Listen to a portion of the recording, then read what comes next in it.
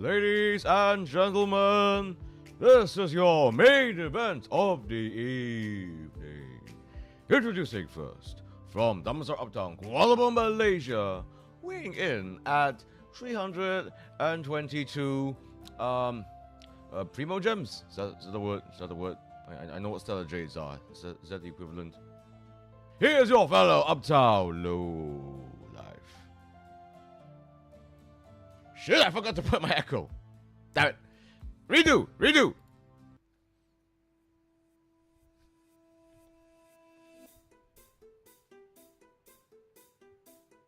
Ladies and gentlemen, this is your main event of the evening.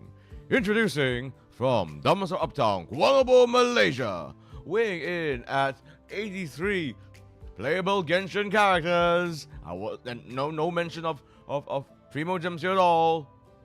Here's your fellow Uptown Low Life, Cornelius Low.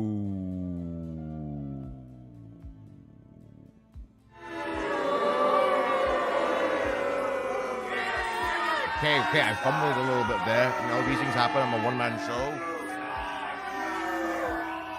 Okay, settle down a little bit. Okay. Well, welcome everyone to the second episode of Genshin Impact Pro Wrestling. Oh my goodness. So we're gonna jump in directly from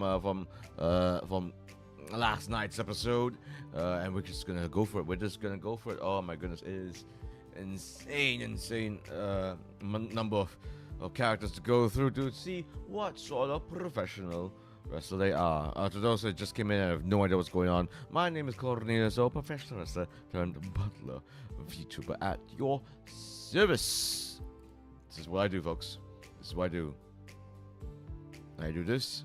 I take this. Oh, use some time. Yep, that's how I got isekai. That's how I got isekai into the world of VTubing, indeed, ladies and gentlemen, indeed. So okay, let's just get some housekeeping stuff out of the way. Please make sure that you read the rules and rules in the description down below. Do let me know how is my audio and stuff. I just realized, and I don't know where this came from. I don't know if this is something set by the computer, if this is like an update from OBS. I'm not so sure, but I did a quick test on my microphone. There is now a hard limit to how loud I can get. So what I mean is that I sometimes will be able to go into the red, actually, into let's say if you see the volume slider, you know, there's a yellow zone.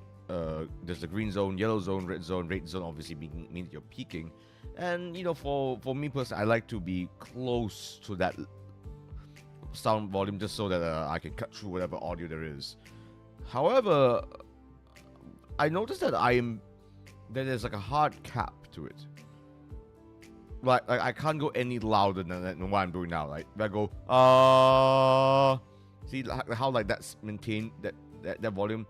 Maintained very consistently. I could have gone louder than that, but literally my microphone is not letting me, or rather OBS is not letting me, and I didn't add any plugins or anything like that, so I'm a little confused there. Might be something I need to research on, actually. Interesting.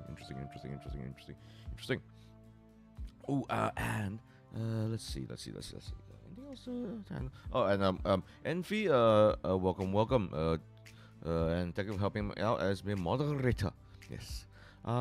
Let's jump in, folks. Let us jump in. What is this here? Folks? Well, this is obviously to do with the pin message, right here. So yes, folks, I am wrestling once more in Malaysia Pro Wrestling. Malaysia Pro Wrestling is back, baby. August 3rd in Kuas Theatre, TTDI, Kuala Lumpur on a Saturday. My BW, fight back. Well, we're going back to Kuas Theatre, baby. We're going back to Kuas Theatre. You can say it's a bit of a home base. You can say it's where professional wrestling truly looks professional.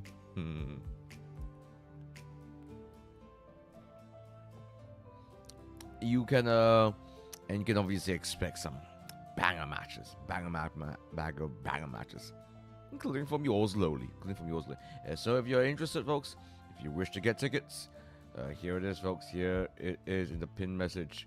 At myticketempire.com, mypw fightback. Hope you guys are curious enough to give that a go. But let's actually continue on, shall we? Let's actually continue on. Oh, so many. Okay, so where did we last left off? Let me check in my list here, folks.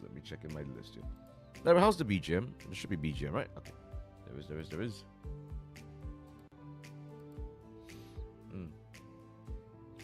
Okay, dokes. Okay, so we okay, let's see. Okay, Garmin was already there. I think was Garmin the last one? No, we did Ganyu already. Ganyu. Okay. Okay, next up is Goro. So we're still at G. We're still at G, folks. How many have we already done? Let me just count real quick. Let's see, 5, 12, 17, 24. Wait, no, wait. Well, no. 5. I can count. 12, 17, 24, 25, 26, 27, 28, 29. Oh my god, I thought I did 30. I didn't even touch 30 yet. Are you kidding me? Ah, poo. Okay. All right. Let's see. I'm just gonna keep going. I don't think I need to explain anything unless if any of you folks need me to explain what these wrestling archetypes are. So we'll categorize them into pro wrestlers. Yeah, all these iconic Genshin Impact characters. Okay, first up is Goro. Let's see, where's Goro? Where is it? I have everything all laid out as clear as I can be. And ta-da! This is Goro. Let's see now. First impression is that he is a dog boy. He looks very much like a dog boy. Nice, fluffy tail, squirrel-esque. He's got this doggy look to him. Sort of like I'm gonna say Pomeranian energy. Feels like a Pomeranian, a warrior Pomeranian. You know, to be fair. But a Pomeranian nonetheless. Like a Pomeranian that knows his way around a bow. You know, I'll give him that. Let's see. According to this, it says here he is a general of the Watatsumi army. He's a general. Okay, clearly one of those young,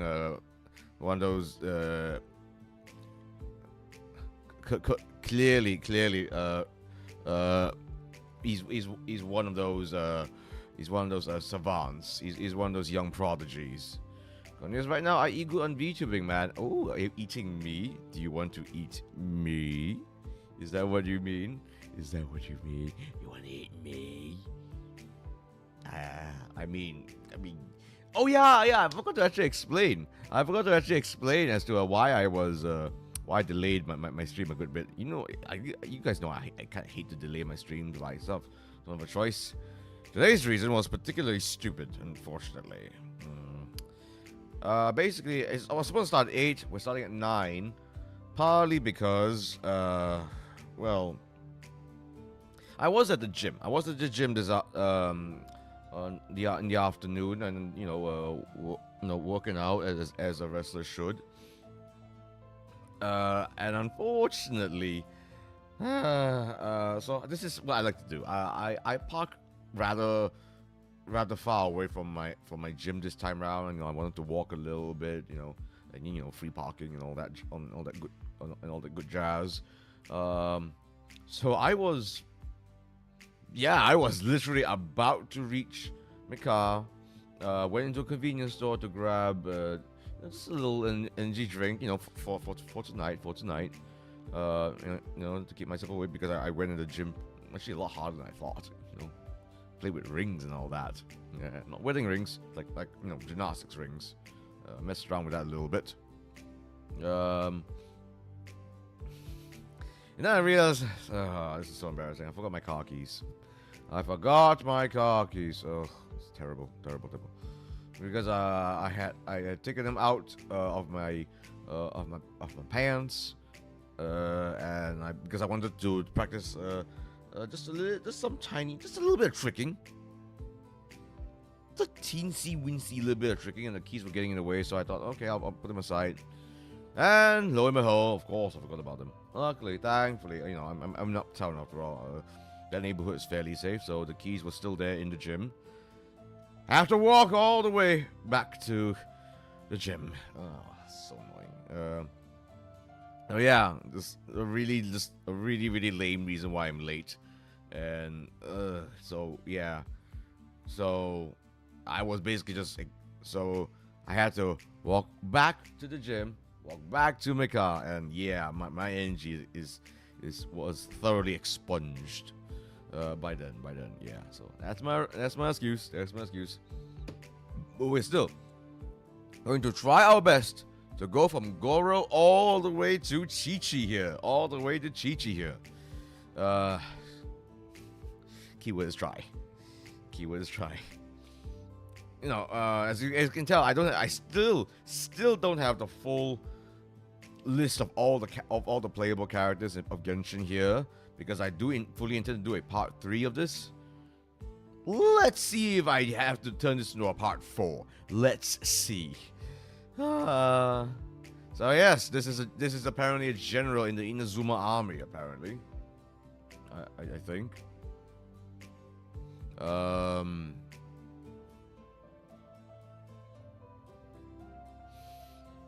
mean, okay.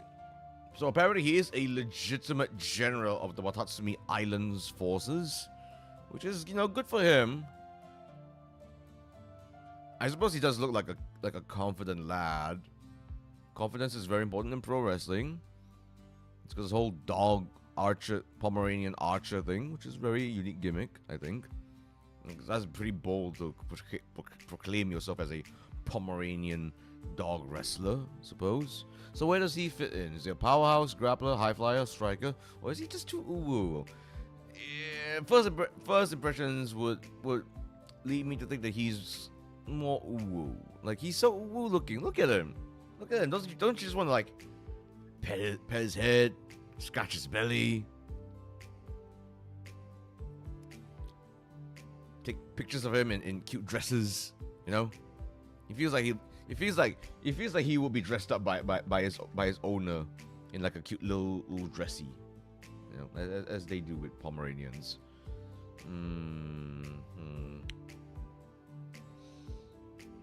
But he does give off the impression that he jumps good.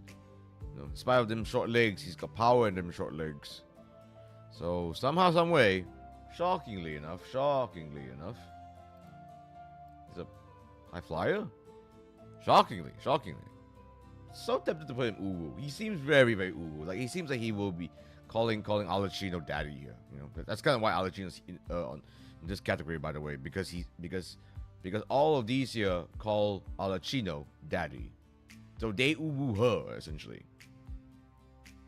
So I'm so tempted to uwu him. But this is truly a special category. Not everyone can enter to uwu no wrestling. So I'm gonna say he's a high flyer. He is a high flyer. He's in the same vein of who was it? Who was it that doesn't really go on the second rope a lot, but doesn't go on the top rope that often, but clearly is a high flyer? Was it Cole? So yeah. So he is basically a breadth rope specialist, a middle rope specialist, essentially. Yep. Second rope shooting star press. I can definitely see him pulling off a second rope shooting star press.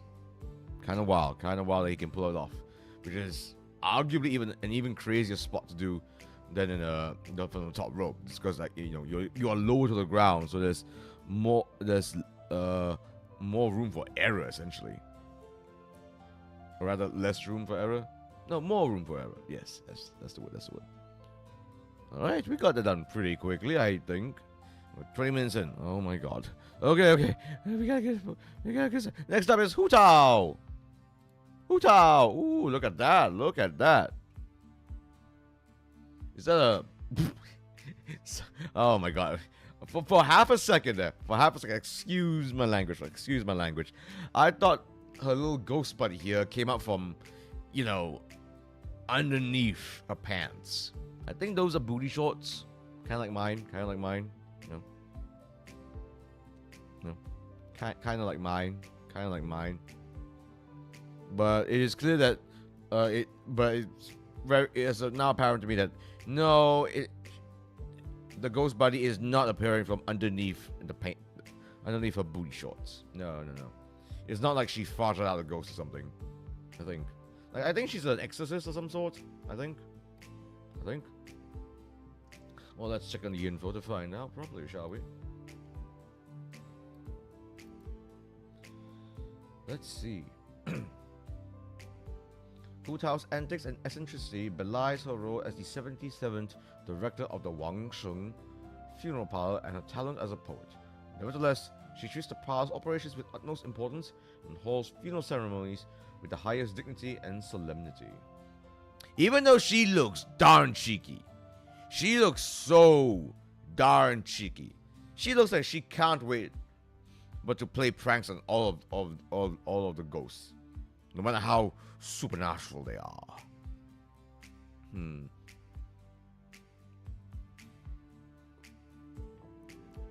Very simple outfit, but it's pretty iconic, and the hat definitely makes the outfit. It's all about the hat for her. Pretty simple outfit, but the fact that she's a freaking funeral parlor director is quite the gimmick. She's basically female Undertaker. Holy crap, she's female Undertaker. Holy crap. So where does the female Undertaker go? Oh my god, it's getting so oh jeez. So where does the female Undertaker go, Mina? Where does the female Undertaker go? I see. I mean, she is spoopy, but she's so cheeky looking. She's not like the dead man who's super solemn and super serious all the time. He casts this shadow of mystery all around him. She looks like she would like just like make jokes with the ghosts. The fact that she's putting a spin on the whole Undertaker thing is actually really interesting to me. A female Undertaker gimmick. If a female, has there ever been an attempt? I cannot think of another time in IRL pro wrestling of a female Undertaker sort of gimmick. That is interesting to me. Where does she go?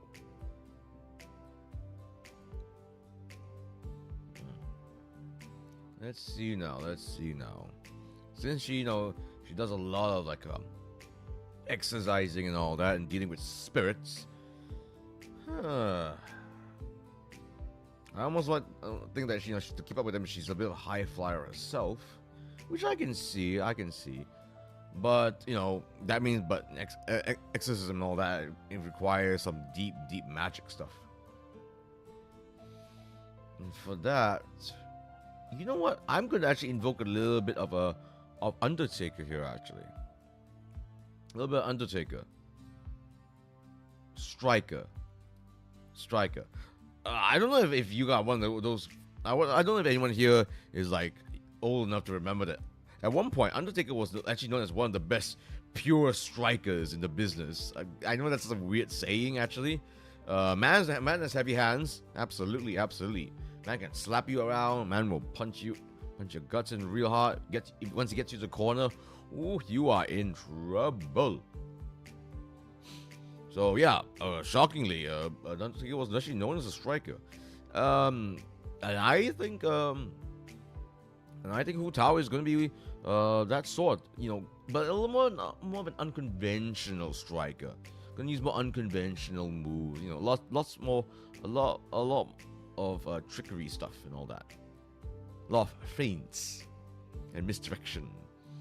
So obviously she can do old school. It's the one where she grabs the opponent's arms or the spirit's arms. She walks in the tightrope and then like karate chops their head. She'll do that. Besides that, tombstone pile driver. Yes, she will tombstone. It's gotta be her finishing move has gotta be the tombstone pile driver. It's too perfect. It's too perfect. Yeah, it's gotta be that. Nothing else will do. Okay, and next up, I've been waiting to talk about this one. Jean, aka please surrogate mom. Oh. So I'm sort of glad that I actually know a little bit more about Jean. Due to like the media stuff outside of the game itself concerning Jean, comics and all that jazz. Because this whole image here, this splash right here, belies a stern knight, someone that you do not mess with, that you don't want to cross, someone who is a warrior of the light.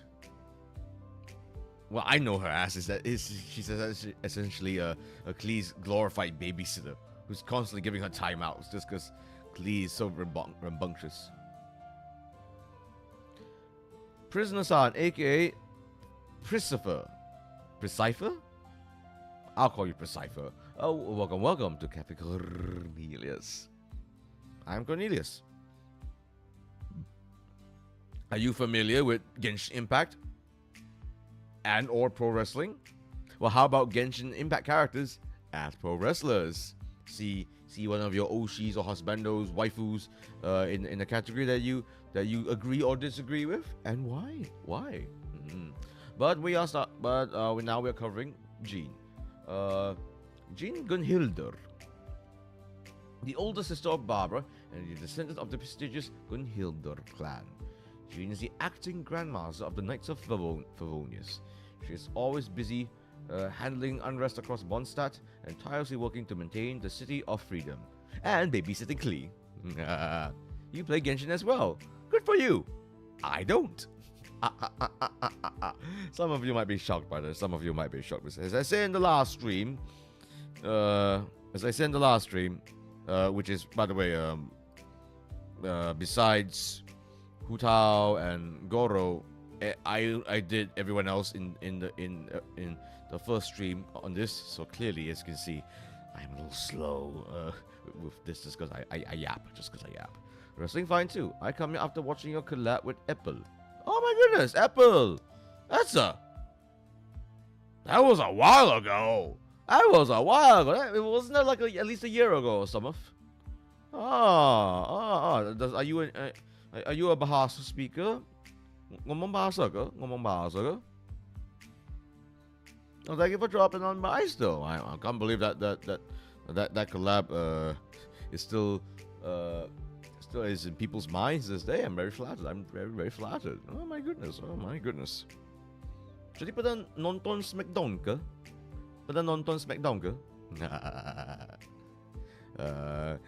That's such a...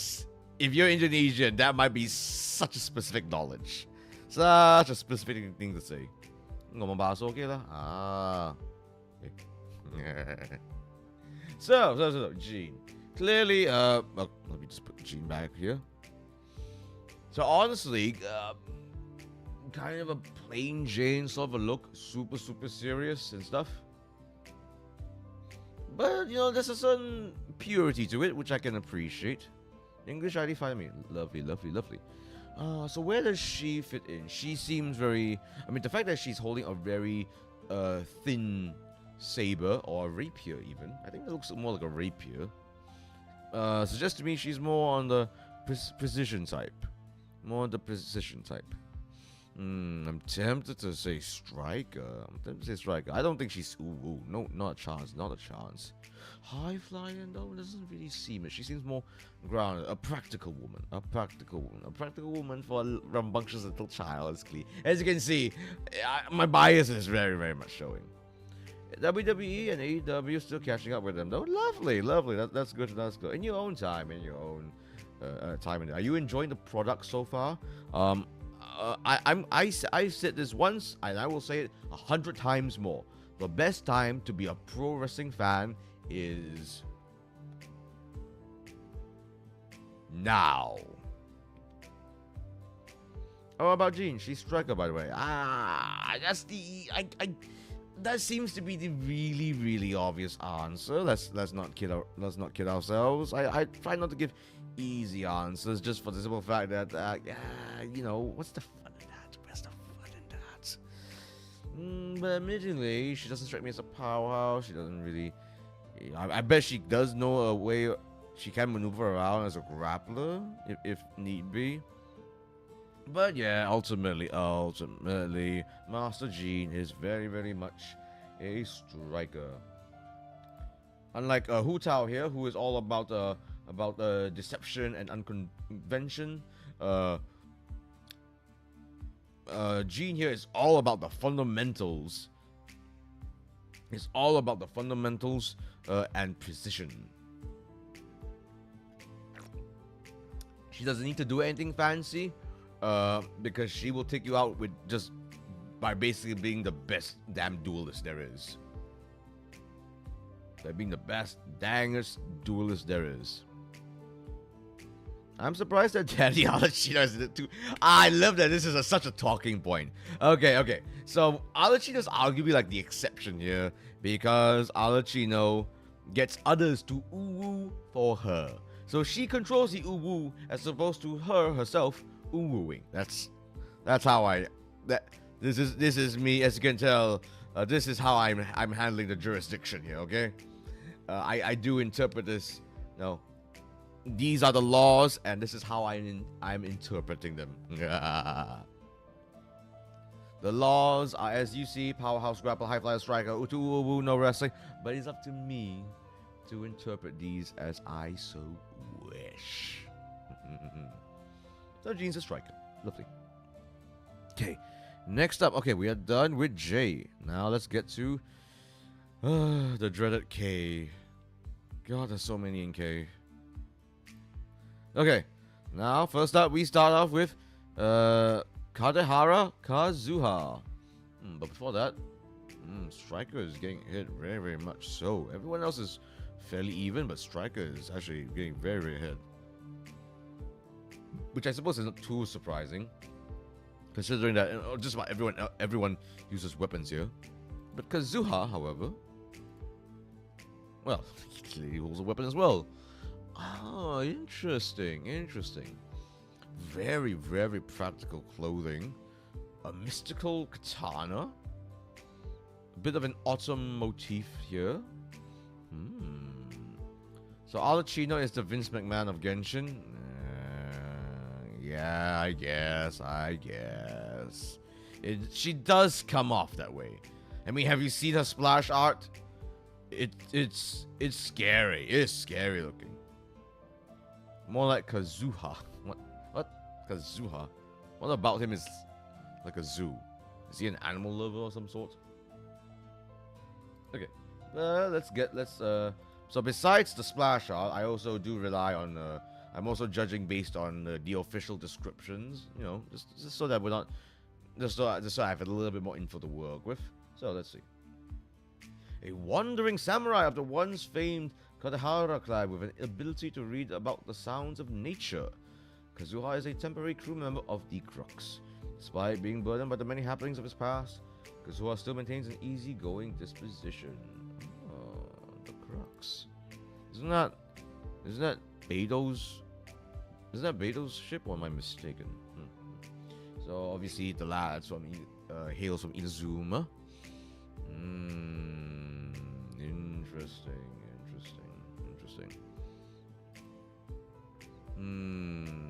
So a Ronin essentially. That's a young Ronin. Huh.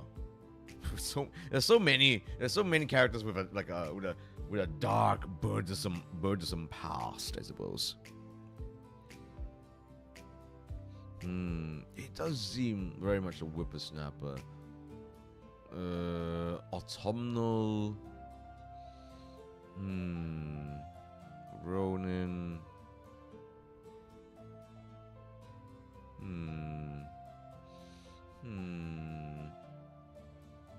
I think, and some of you might be surprised by this, I'm going to classify, maybe he can be high flyer over a striker though. I can see that. Especially since he does work in a ship, I believe. And when you're in a ship, you might be involved in, going up to and setting the sails, going up to the crow's nest. He seems to be a lad that isn't afraid to get up into the skies. Yeah, so I am right. The crux, the Nanshi in Chinese is a ship led by Captain Beidou, actually. I know about his ultimate and skill, by the way, and I'm not judging the characters based on their abilities, actually, or even how they're ranked in the meta or whatever. I don't care about that, because I legit think that's a little bit unfair for the characters. I'm basing it based on lore and visuals here. So I think I can agree with that. That he is more of a high flyer. What kind of high flyer, however? Is he? Okay. Let's see. What kind of high flyer is he? Obviously, with his samurai training, he's got a little bit of the striker in him. Okay. I got it. His finishing move. So I always also give them finishing moves. He does. The move is made popular by Swerve Strickland. He calls it the house call. It's basically a jumping hook kick, essentially. He does this, however, from the top rope. So he does a jumping hook kick from the top rope, and hopefully he'll land well. You don't have to call me Mr. Low. What is this? Just call me Cornelius. Only my pro wrestling colleagues should be calling me Low. Right. Okay, lovely. Right. Okay. Next up. Oh, okay, this is interesting. We're going up to the Kamisatos now. This is Kamisato Ayaka. Wow, now that I look at it, that is an ornate dress. But there's some armor there too at the sides. Is she? She's not wielding a sword, is she? It looks like she's wielding the very elements itself. Almost to Rey Mysterio for Kazuha, in my opinion. Nah, I wouldn't call that. I wouldn't say so. Rey Mysterio. And again, if it's not obvious, I actually do professional wrestling, so I analyze this shit really well. Mysterio is like the king of counters and pins and reversals. He doesn't really strike too much as part of his arsenal. He'd rather grab jump to the skies, grab someone's head, and then smash the head to the ground, as opposed to directly striking them. He's all about reversing his opponents, essentially using their own momentum against them. Actually, Mysterio is more. So who wrestles like Rey Mysterio here? Was it Cole? It might be Cole. Okay, so let's have a look at her lore here. Let's have a look at oh wait. Oh, oops. Yeah, by right, it should be Kaya. But we'll get to Ayaka first. I don't mind. Okay. Kamisato Ayaka. She is in charge of the internal and external affairs of the Kamisato clan and is the younger sister of Kamisato Ayato.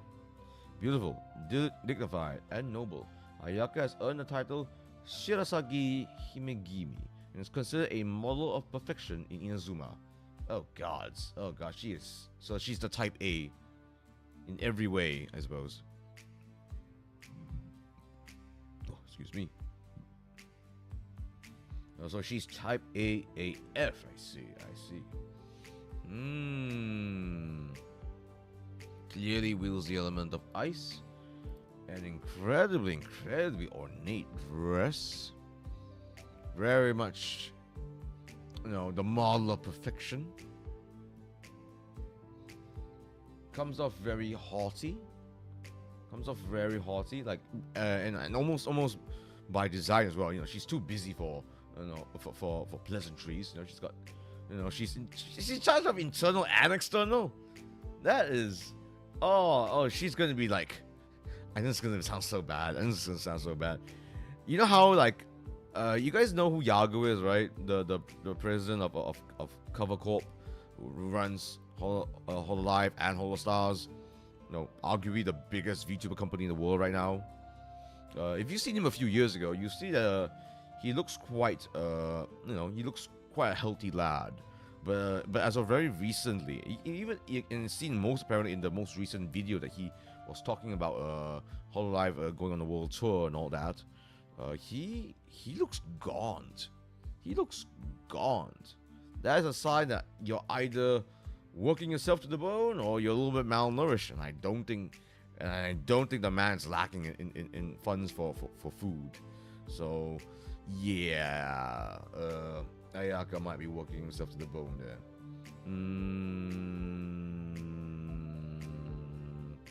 You're gonna think me a little bit shocked for this. Actually, no. I can still see it. Shockingly. Man looks super overworked.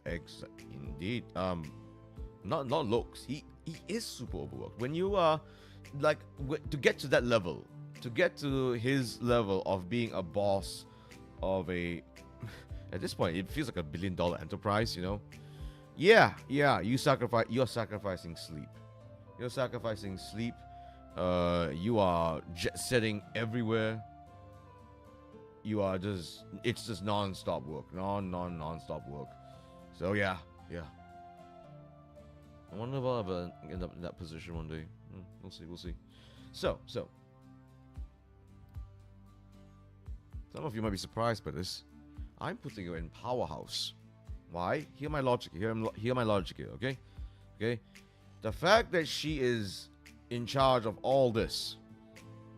So if I were to wrestlify her, yeah? What's the pinnacle of what is the perception of people's what is the public's perception of the pinnacle of wrestling? Say that 3 times in a row. The public's perception of the pinnacle of pro wrestling. Public's perception, pinnacle of pro wrestling. Public's perception, pinnacle of pro wrestling. What is it? Powerhouses. The strong man or strong women in this case. They are seen as because let's face it, people like Hulk Hogan, Big Show, The Rock, all these guys are type A athletes.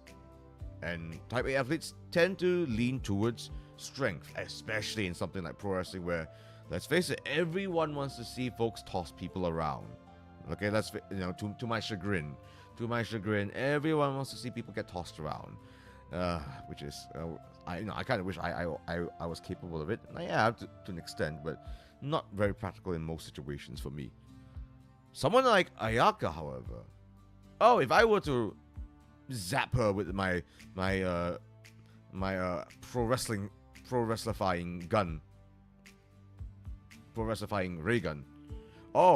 She will work herself to the bone to be the strongest. To be the very best.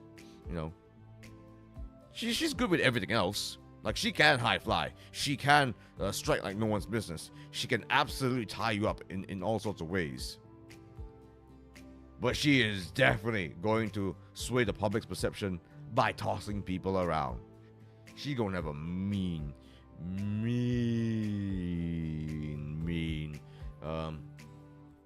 German suplex.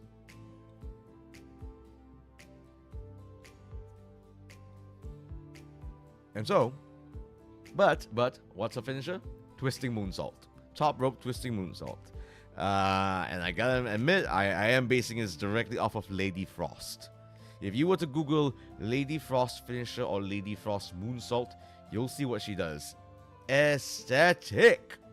And that's what Ayaka will do. Oh, she will work herself to the bone to be the very, very best like no one ever was.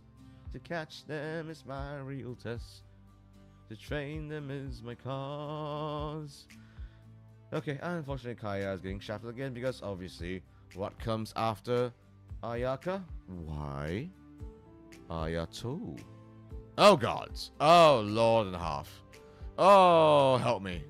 Oh no. Yep. Speaking of aesthetic, yeah. Man knows how to get, man knows the fit. Man's got tailors. Oh Lord and a half, look at that blazer. I am jealous. I wish I have a blazer like that. That is ridiculous. I kind of hate him. I kind of hate him. Because he's got this big smug face. He's got this mole in the most perfect place possible.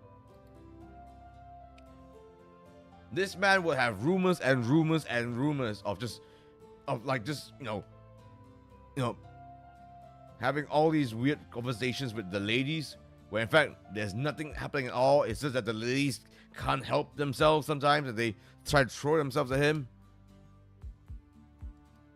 But he's got a plan. He's got a plan. Okay, let's look at his lore a little bit. He is the current head of the Kamisato clan, the older brother of Kamisato Ayaka, and the Yashiro commissioner. Resourceful and cunning, Ayato keeps a lower profile than his sister and focuses on government affairs in the commission. In other words, man's a kingmaker. Man's a kingmaker. Look at him. Look at him. Look at him. Man is definitely a kingmaker. I kind of want to put him in 2 Uwu, no wrestling, because I can definitely see him as one of those guys pulling the cards, or pulling the strings, kind of like Alachino. I'm so tempted to do that. I'm so tempted to do that. But I shall not. I shall not. Oh, he looks so smug. I hate him. I hate him so badly. But a man that dresses that well, man that's this dressed up. Hello there, Nomu. Why, hello there, Nomu. What do you think of Ayato here? The pillar of fortitude, eh? The pillar of fortitude. He's more low key, but why do I get a sense that he's quite the kingmaker? Where does that put him? Where does that put him? He's more low profile, but gosh, people can't help but notice him. That's for damn sure. That's for damn sure. You know what?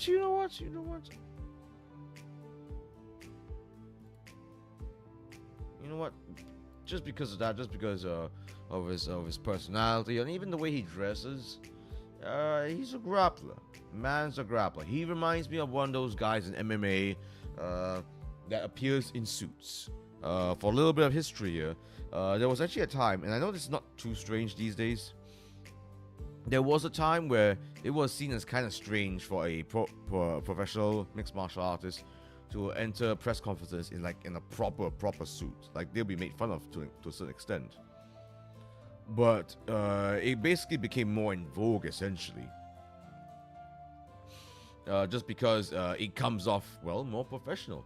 You look more serious, you know? You don't come off looking like you're just some bum or a meat-headed gym rat, even. You know, I think it was George St. Pierre, GSP, that popularized this whole thing.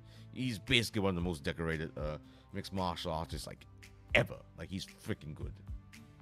He's late. He became boring AF to watch as time went on by. But his record obviously still stands to this day. He is orphan? Nope. I have no idea about that. Again, I'm not.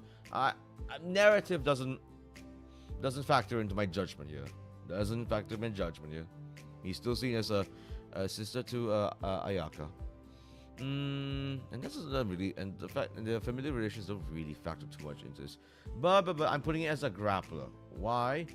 He's just one of those guys that, again, focuses on them fundamentals. He looks super low-key. He looks super diplomatic, you know.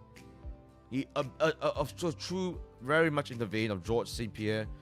But when he's in the fight, it doesn't seem that riveting, but he just takes control of the match, no matter what the opponent does. His fundamentals is just so solid. So I'm talking of a Nick Aldis, of a Triple H.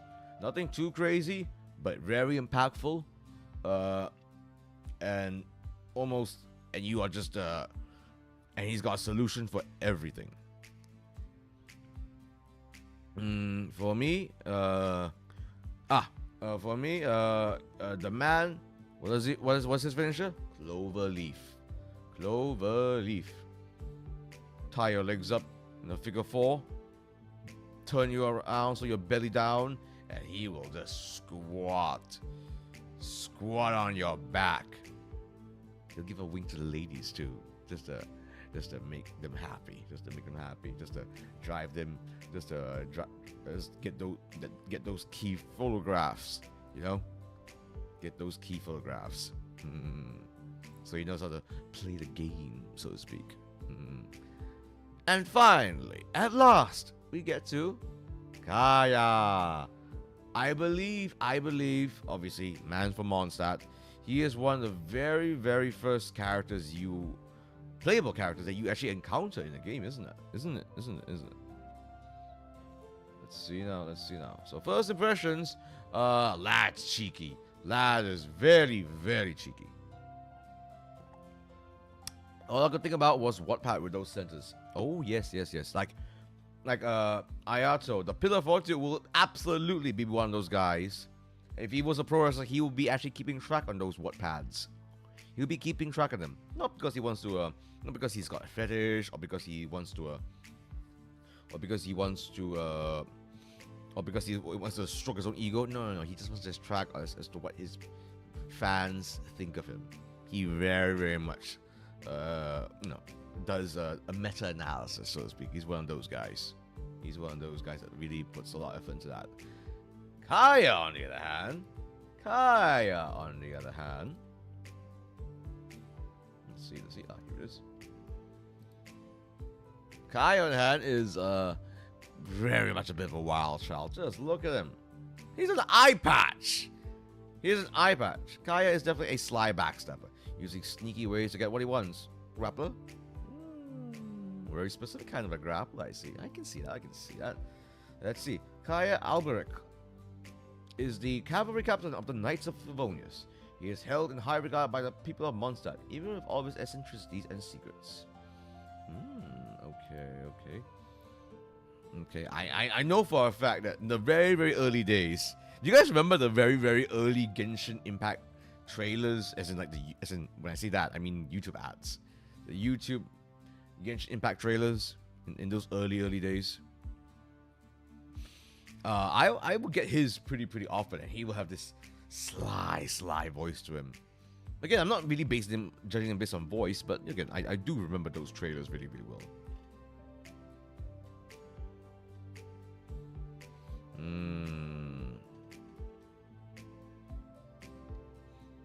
Yeah, the Kaya trailer. Yeah, you guys remember it, right?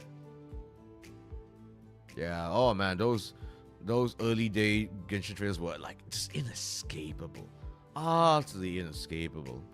What sort of trailer? What sort of YouTube ads do you guys get these days? Obviously because I'm knee deep in the whole VTubing thing, I get a surprising number of VTuber ads actually, which I don't mind. But Kaya. Oh, clearly, the man is basically borderline becoming a pirate. That's what he is. Man's obviously he is a knight of Favonius, and under Master Jean, they're supposed to be straight-laced paladins of light. The man looks like looks like a swashbuckler. He looks like he will be seducing your wife whilst charming, someone else's girlfriend at the same time. I keep getting Tainari. Ah, interesting.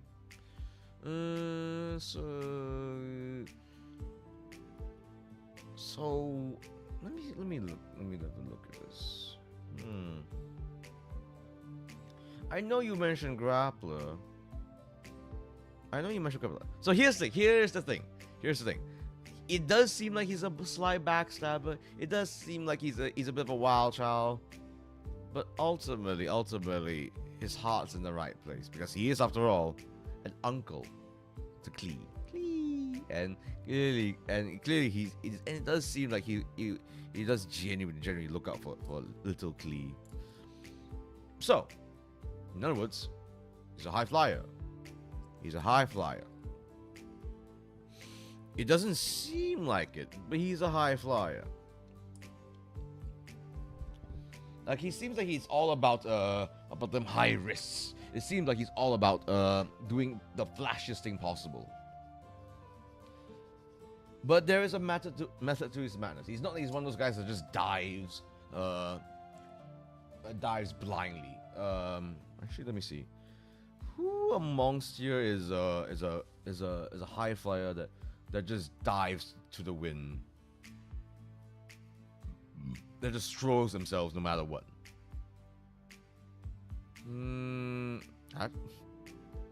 If I'm remembering correctly, I think I've sort of described Amber that way, because she's a glider, right? So she takes to the skies, and she's absolutely unafraid to take to the skies whenever possible. Kai, on the other hand, absolutely. Like, man's got a mean Tope con Hilo, which is the one where you jump out of the ring and flip. Yeah, he's got a mean Tope con Hilo, but he'll do that with a certain level of practicality, which is a weird thing to say for high flying. But you can be practical with high flying after a fashion. So what's his finisher? What's his finisher for this swashbuckling daredevil, eh? What are we thinking? What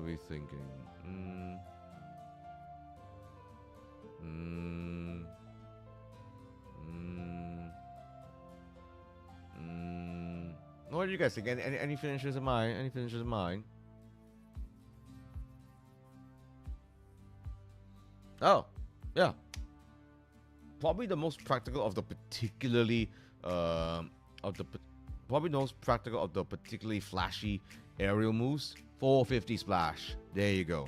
I know it sounds kind of weird to call a 450 splash practical, but as far as safety goes, if you flip, you see your opponent is not underneath you, you can if you time it right, land on your feet and just roll away fairly safe. It's possible to escape to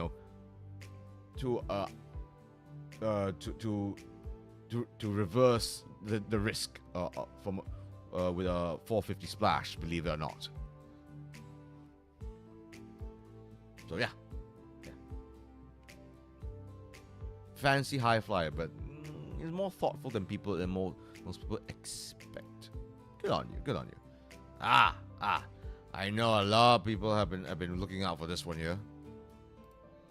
Kaveh! I know nothing about Kaveh. Is he a... I know you're from Sumeru. What the heck are you? You look like a bard. No, you know what you look? You look like a traveling. He looks like a Kabe looks like a traveling merchant that is about to like sell some magical stuff that yes is magical, but there's a twist to it. That will blow up in the clients' faces, in the customers' faces as time as eventually as time goes on by. However, him and Al-Haytham are roommates. He does architecture.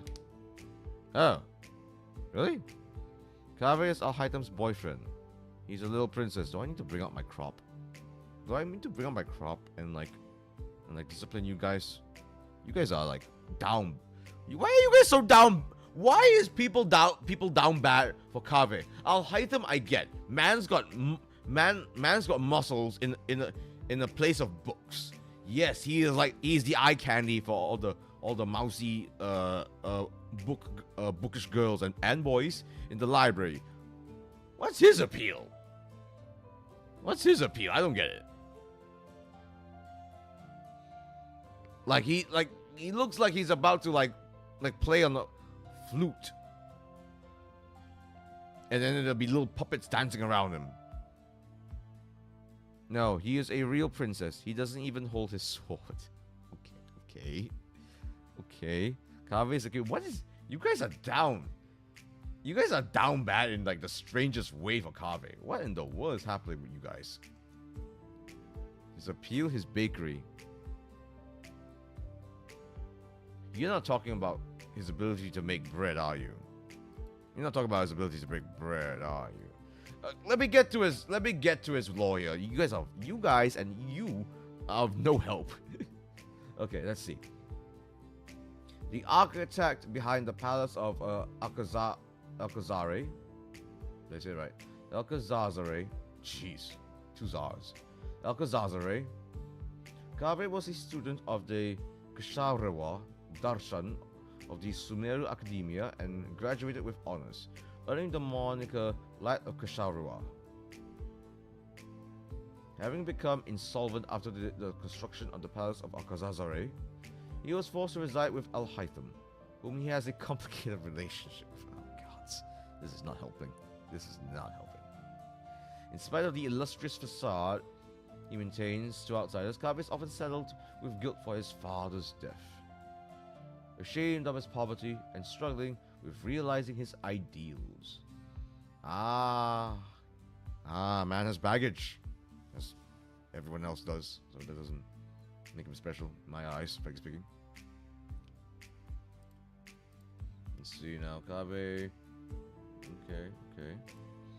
Kaveh ham shippers never draw fluff. We always cry and suffer because of them. Yeah, you guys don't draw fluff, right? You guys go. You guys remove the fluff altogether. You guys show all the skin. All of the skin. You have the head, the both of them.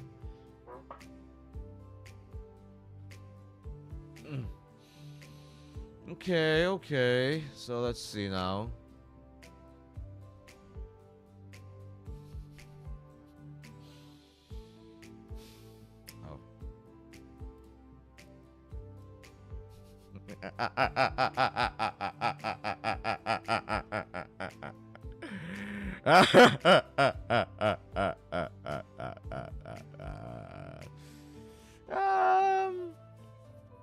They bicker like an old couple, eh? Oh, I see.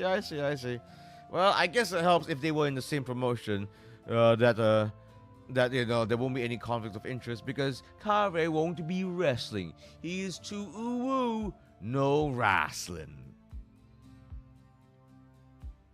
So let's see, where would he be? You know what? Because of his rather flamboyant outfit, and look at the bag of his. Look at that bag of his. You know what's in the bag? A sewing kit. The man's a tailor. The man makes wrestling gear for everyone here. If Kaya needs a fluffy cape, he'll make it. If Dea needs the tightest of leotards, he'll make it for him. If Al-Haytham needs a speedo, needs the tightest, teeny tiniest of wrestling trunks, a la Dragon Lee and Roosh. Oh, of course he's got spares. Of course he's got spares to throw around. Of course he's got spares to throw around. I gave Kave the flowery claymore precisely because of how uwu he is. You guys are being so weird for Kave. Oh my god. Yeah. I'm just gonna. Yeah, he deserves to be too uwu no wrestling. He definitely is too uwu no wrestling. Oh my god. Okay. Let's see. Oh, we're past an hour. I need to stand up as always, so let me just do that. Oh no, I'm showing my knees. The scandal. Okay, but next up is Kaching. Kaching. What does Kaching actually look like? Oh, interesting. There's a lot of pokey stuff. Is that a sword? I see. One-handed sword. I wonder how Kave pays off his debts to Alhaitham by making him tiny wrestling trunks. If you guys are wondering, Alhaitham definitely just wrestles in wrestling trunks. He's one of those weird guys that wrestles in just literally wrestling trunks and wrestling boots. No knee pads, no kick pads, not even wrist tape. I can't understand that. Wrestling without wrist tape, that just seems so weird to me. I cannot. I respect wrestlers that can wrestle without knee pads. I don't know how they do it and survive it too.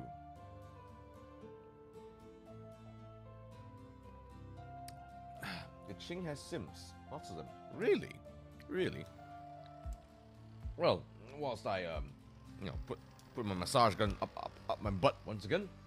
Let me have a quick read of Kaching's lore. Ooh. Oh, I wish I did Hangs this afternoon. Is she a cat girl? Why does she remind me of a cat girl? Okay, Kaching. Okay, not Kaching, it's Kaching. I'm looking at the pinyin here. As the Yu Heng of the Liyue Qixing, she is someone who seeks her own answers instead of idly letting chaos run amok in Liyue. She chooses her own path with her own power and ability instead of letting the gods determine her fate. That gives me nothing to work with. Okay, she's from Liyue. Okay, that's clear enough.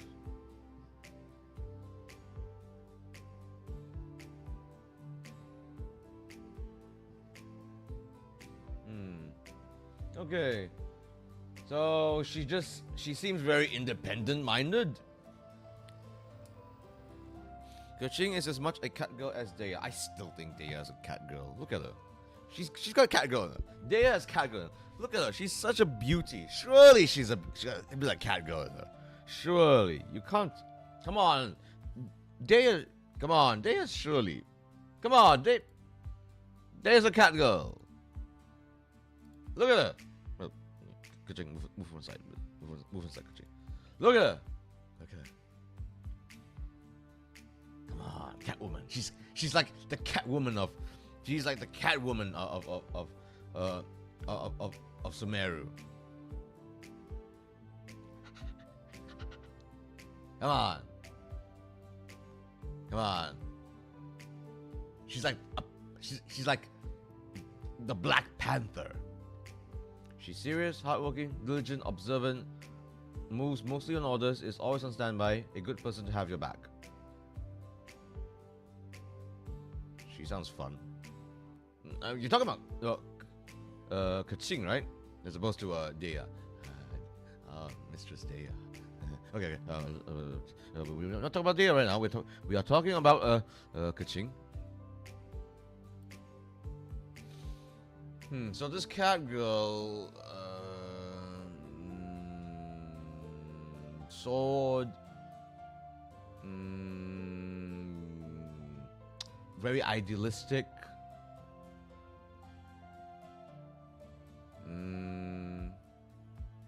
long hair, seems pretty serious, still new to the world. I suppose. Where does she fit in? Yeah, she seems very stoic. Like a young stoic lass. So practical. Outfit seems pretty practical looking. Not as flowery, but not as flowery as the others. I'm not even trying to describe her if I were to pro wrestlify her. Oh, by the way, welcome Nuri. Welcome Nuri. Don't worry, I see you there. I see you there, my dear. How are you? How are you? Nuri here is a fellow member of VEP via Project Orbit.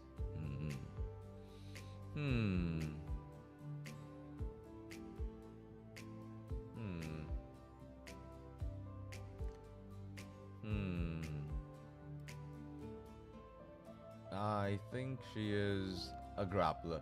She seems all about them fundamentals. She seems very practical. She seems like she'll go right up into your face in order to mete out justice. Very much a grappler. Very much to apprehend those that commit injustice.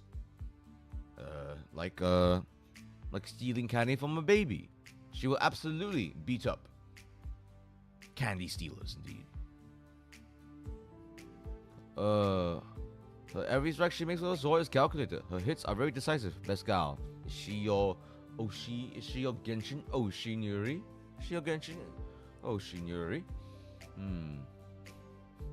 If you've been hearing me even talk, even just 10 minutes in this stream, you know who my Oshi is in Genshin. It should be just abundantly clear. Abundantly clear. So what's her finisher? See, she seems like the fact. I gotta admit. All I can think of is that she's got the whole justice swordsman gimmick, which is honestly not as riveting as, you know, swashbuckling pirate or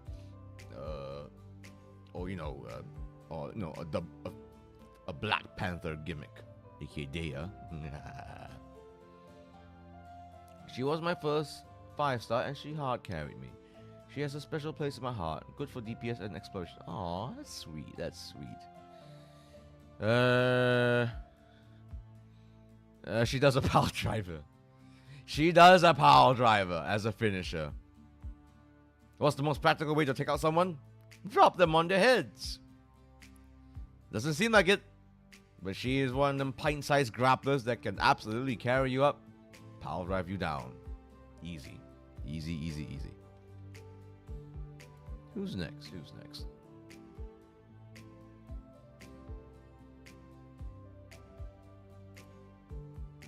Oh, okay. I'm not familiar. I am really, really unfamiliar with this character.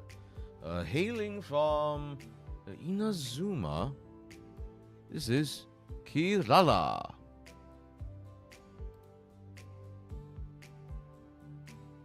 She's a cat girl. She's a cat girl, right? Right? Look at, she even has the paw thing. You know, meow. A yokai, a nekomata, specifically. Kirara is the gold level courier of the Inazuma base Komaniya Express. Her diligence in ensuring every package will be delivered to the right place has increased her company's renown and hers, making her the sole courier handling international deliveries. Ooh. She enjoys every delivery she makes, and she considers these outings for herself. So she is basically a cat girl post woman. That's a great gimmick. That is a great gimmick. Cat upon the eaves.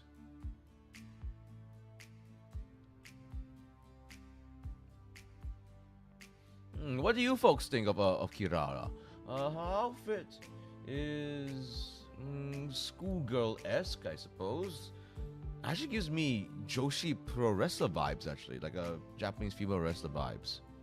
I would not be surprised to see Joshi pro wrestlers with this sort of color scheme, actually. The fact that she even has is showing off a midriff is actually, that's very much a Joshi pro wrestler thing. Even shows off armpits too. Very practical outfit, although that skirt is dangerously short. I'm assuming she's wearing what's the word? Not spanks. What's the word? There's a word for it. The Hololive girls, when in their 3D concerts, they wear that. It's basically like black booty shorts, essentially. I've got the term for it. Hopefully she's wearing that.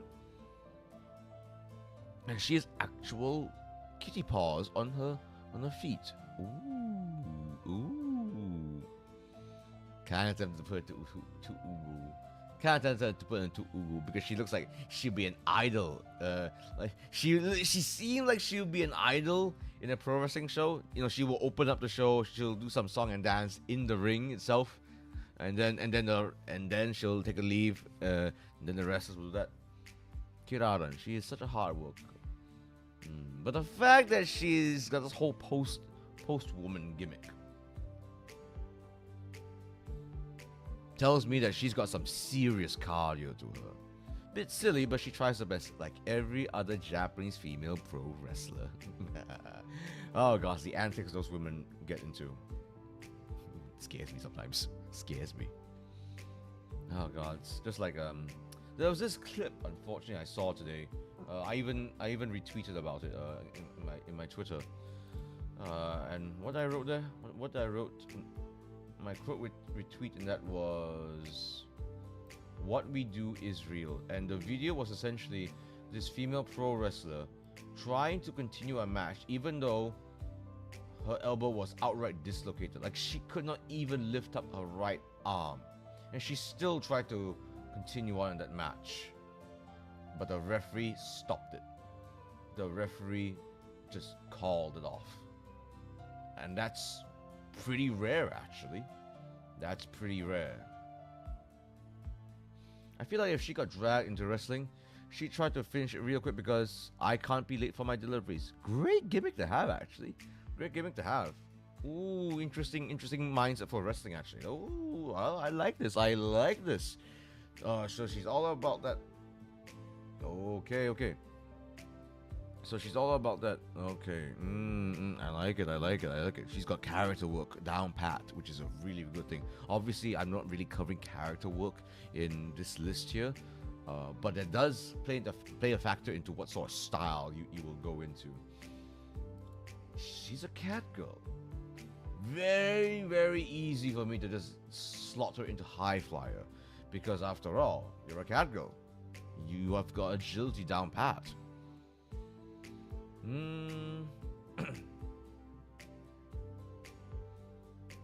A grappler. Post woman cat.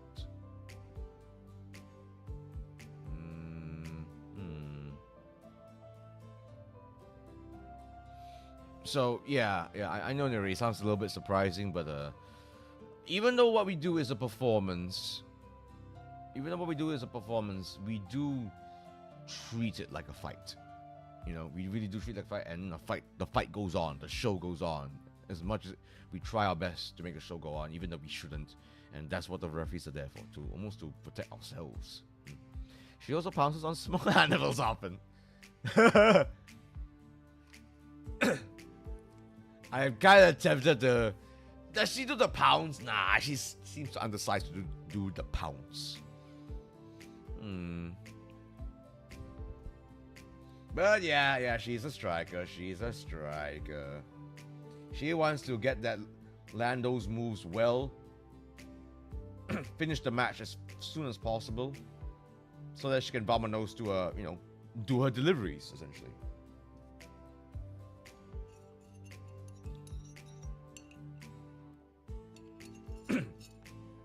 Alternatively, if you were to put in a better pro wrestling context, she would be that character, that wrestler, that will bring a package for her opponent, and you never know what it is. It could be something good, it could be something bad, it could be something bizarre,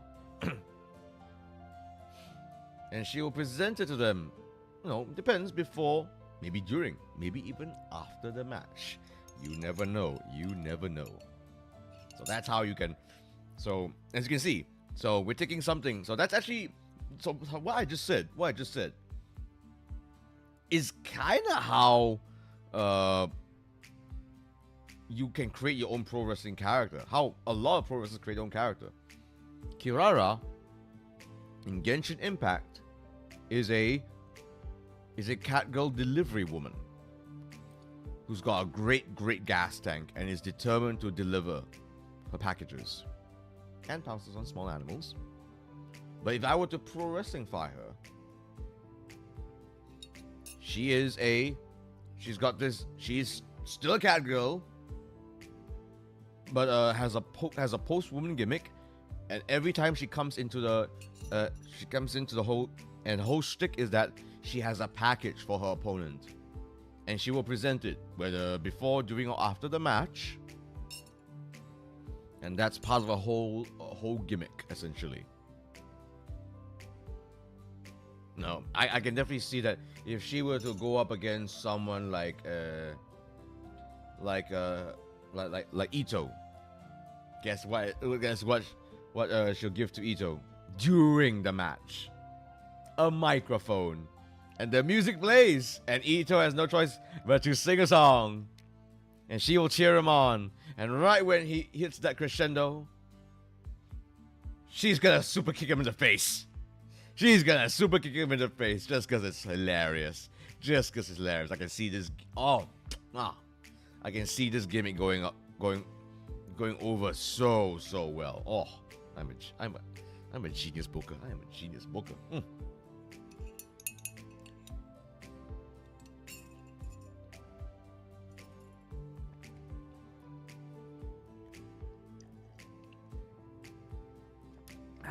You guys get my thought process here, right?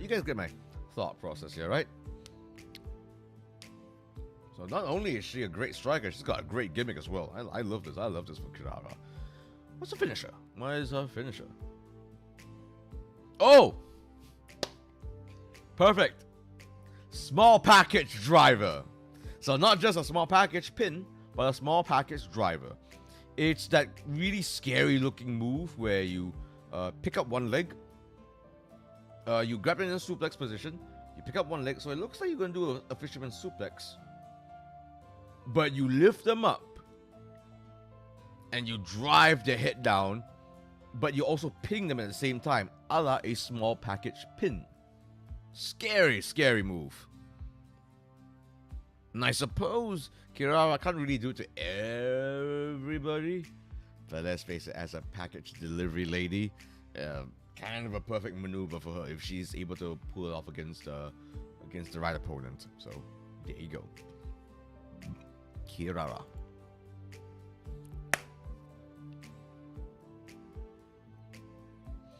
If she were to be into Uwu, she'd be the one delivering all the wrestlers their goods. I can see her being the interviewer. You know, the zippity doodah all around. But now,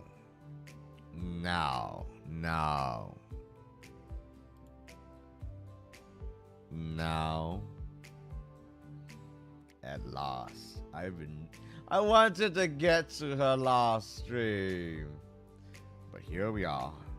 Here we freaking are.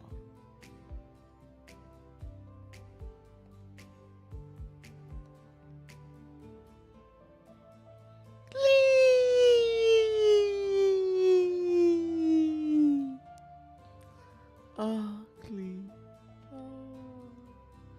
Little Clee.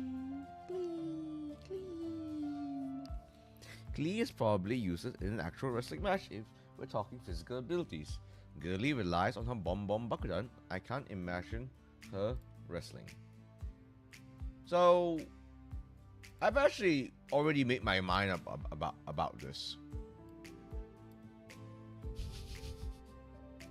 I need to adjust this.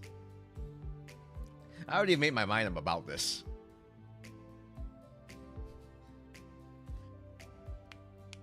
But Hitcanon meme lore Clee is powerhouse through and through. Okay, before we get ahead of ourselves, before I explain my thought process here, let me just go through a little bit of a lore here for those that aren't aware of Clee. Even though everyone knows about Clee. Clee is the daughter of the intrepid and often quite destructive adventurer Alice.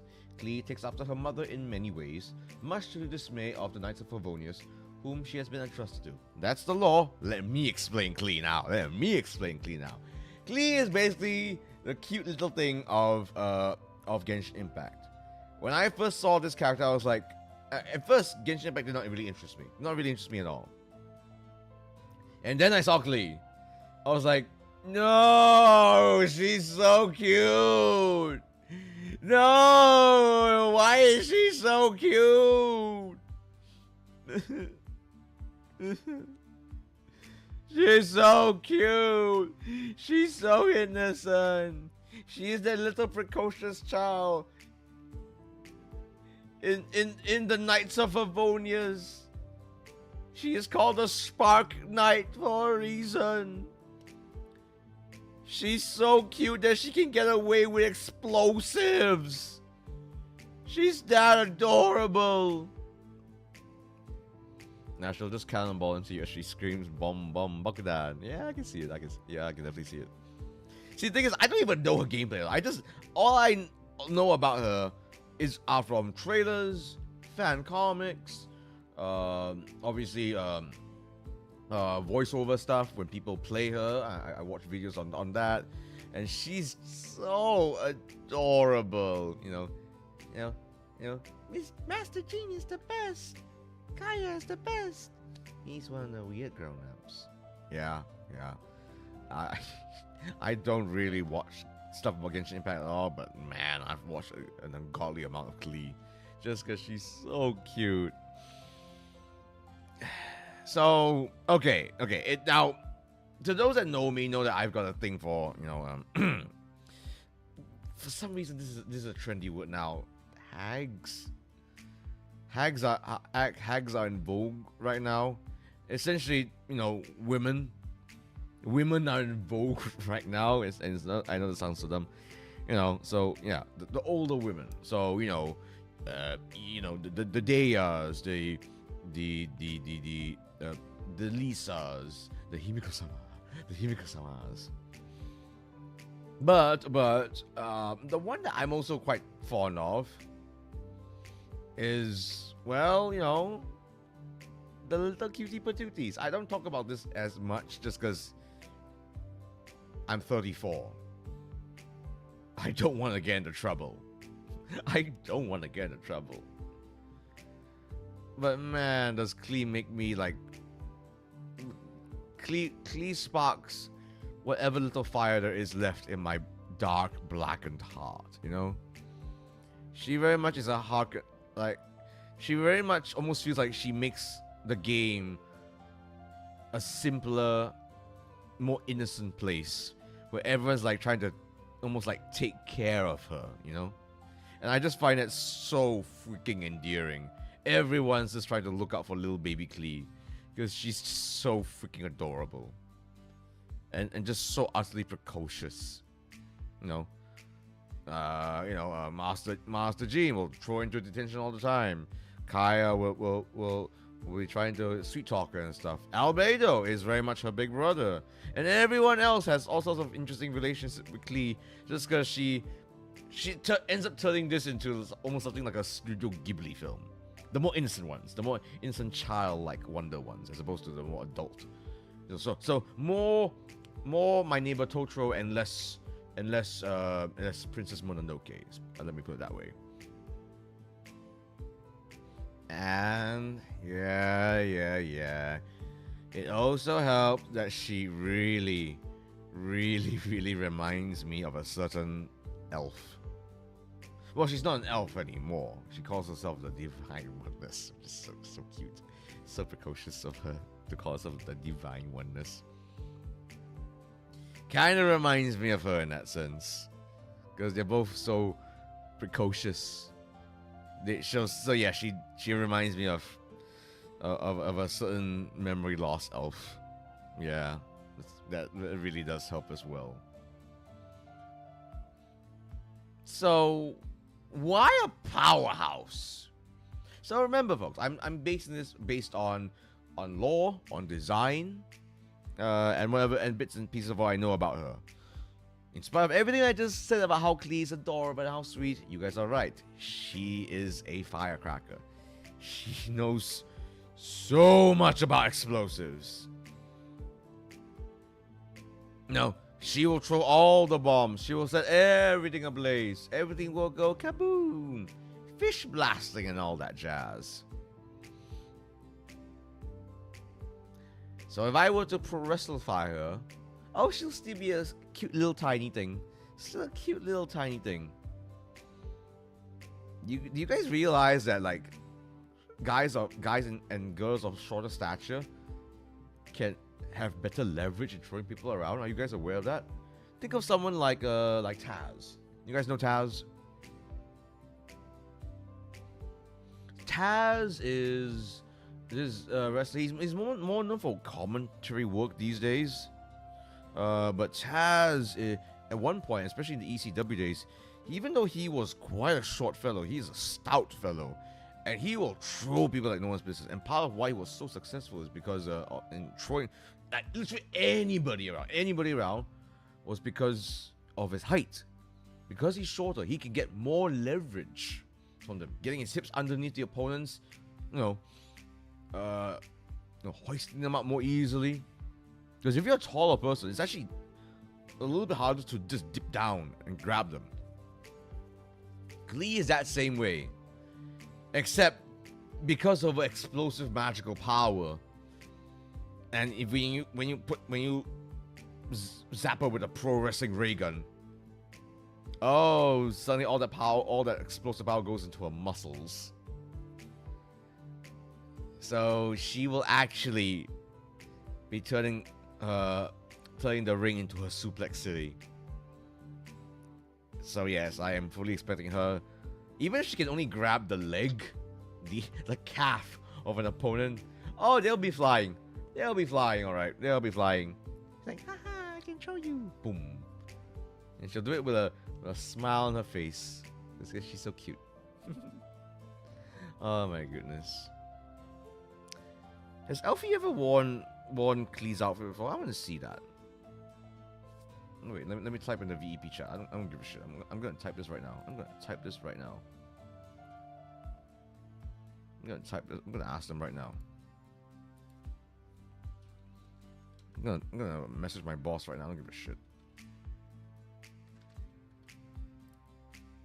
Is there artwork of Elfie in Klee outfit? No reason. Just wanna know.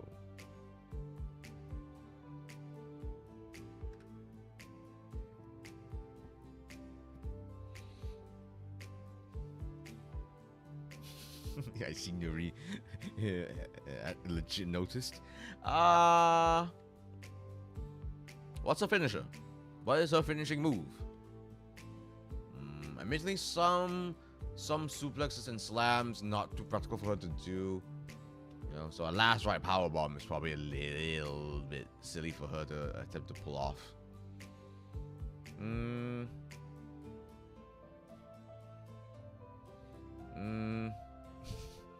It's gonna sound so stupid. It's gonna sound so silly. Very few people can pull this off as a finishing move, but I think she can just because it's so funny looking. Half Boston Crab. Yep, a half Boston Crab. She will literally just sit down on someone's butt. No, she will grab grab a foot, sit on someone's butt, and just crank. So a finishing move is a submission maneuver. But she just hold it there, like, am I doing this move right? You like crank a little bit more. I'll yell at Klee, crank it a little more, dear. And she like crank it more, dear. Lean back a little bit for more leverage. Okay. And she'll just lean back, and then the opponent will start screaming, and she'll start laughing. Yeah. Boss says I don't think so. No, that's heartbreaking. I should do something about that. Okay, so that's enough. How long did I went on about Klee? Actually, not as long as I thought. because legitimately I have done a little presentation about Elfie that lasted more than 15 minutes. Even though that stream was technically supposed to be all about me, I went on specifically about Elfie for 15 minutes straight. Okay. Let me just type to the boss here. Unacceptable. I will either you handle it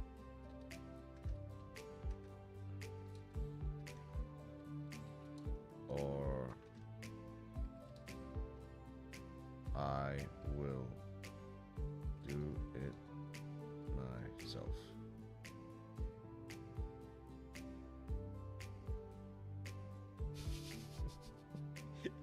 He's probably so confused. The boss of Project O is probably so confused right now. Okay, we gotta keep this train going. We gotta keep this Genshin train going because my god, we're still not finished with the letter K. Holy crap. Holy crap. Oh, this is an interesting one. Kujo Sarah. Firstly, what's it called? Ah, yes. Underboobs.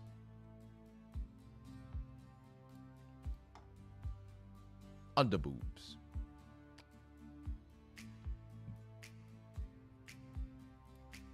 Underboobs. Oh, and legs. I didn't realize her legs. Oh, she actually has fairly exposed legs. But yes, underboobs. Underboobs.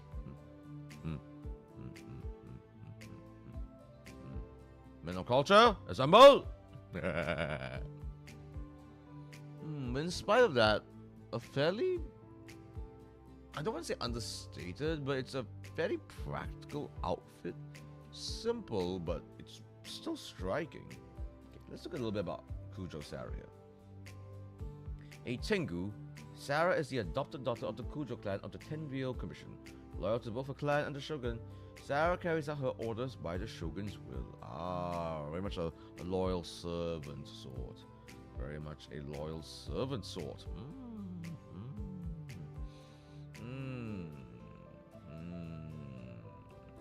So she's a Tengu. I actually know a Tengu wrestler. Like, his name is Tengu. She serves under the almighty Shogun. I'm aware about the Shogun. We will get to her probably in the next stream because there's so many. I feel like Kujo is powerhouse or striker. She and Shogun make a ship. I don't know why. I thought people ship Kujo Sarah with Ito. I shipped them Ito. I think they look cute because like Ito is, you know, a little gang. He's like a gangster meathead, and Kujo Sarah is very much a government servant type. Very, very much a government servant type. So she looks straight-laced AF. Like, she looks like she's all business. And so therefore, obviously, she and Ito will make the best odd couple. I love it. I love it. So there could be a little bit of drama there to play with if we were to pro wrestlify them.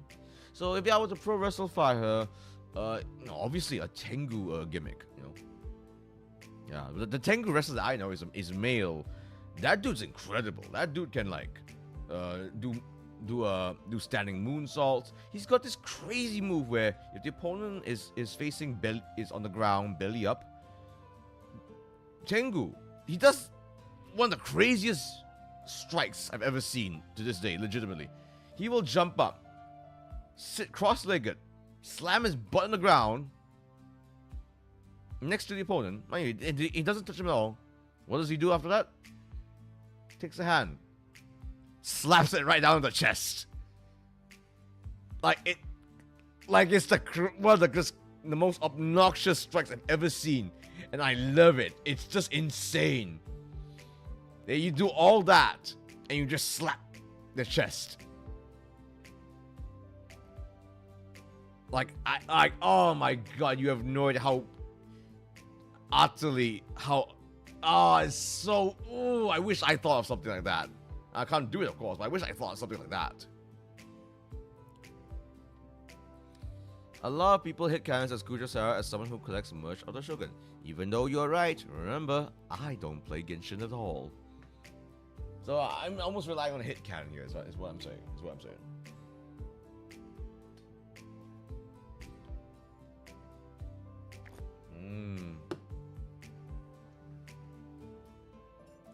Oh, that's not hit cannon though. She actually does collect real Shogun merch. She's a Shogun fan. Okay. So I'm getting Melina vibes now. I'm getting Melina vibes. Is it Melina? Because in pro wrestling, Trish Stratus is one of the most famous like female pro wrestlers ever. But one of her great rivals or great allies is this wrestler who goes by the name of Melina, and her whole shtick is that she's essentially Trish Stratus's stalker. Like they had a whole like stalker idol fan thing going on. It caught a lot. It was riveting, but at the same time it was also really horny. It's kind of horny. I think that's why why people loved it, because it was really horny. Because yeah. But the thing is, like, people liked it. I was sort of weirded out by it, even though it was like girl on girl. You would think I would like that. I do, but I was kind of also weirded out at the same time. Because like, wait, who's the bad guy here? I was so confused. But people liked it. Because, again, I guess it just tickled that titillating side of the brain. Yeah, in one story, a prize for competition was a Shogun statue, and Sarah was on fire to get it. Oh dear. She set herself on fire for that? Please don't do that to yourself, Kujo-Sara. Hello there, Z-san. Oh no.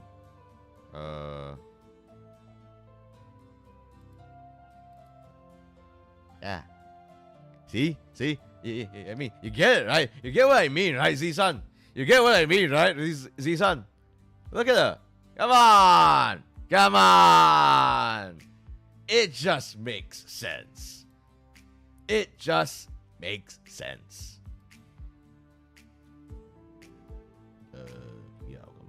I'll just put this away now.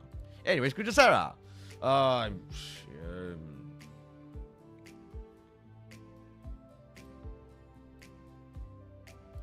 High flyer, because she's a Tengu. Freaking duh. Freaking obviously. And once again, there seems to be a pattern with the high flyers of Genshin Impact. A practical sort,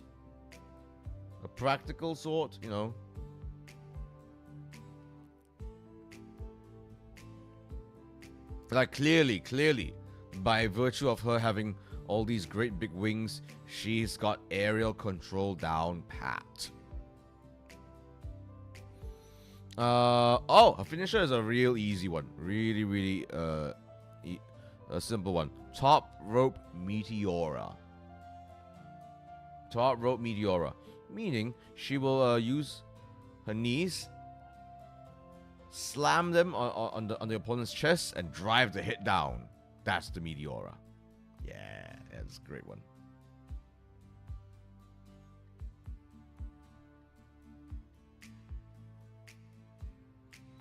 And finally, the final playable character of Genshin Impact that starts with the letter K, Kuki Shindo. I'm saying that right. I am really anticipating for my favorite character, but you're only going to appear on episode 3 or 4. You never know. Right? How much I can take doing so many. I intend to finish the ones on this list right now, so we're gonna end this with Chi-Chi. Hopefully, I think I can do it till Chi-Chi. But we'll see.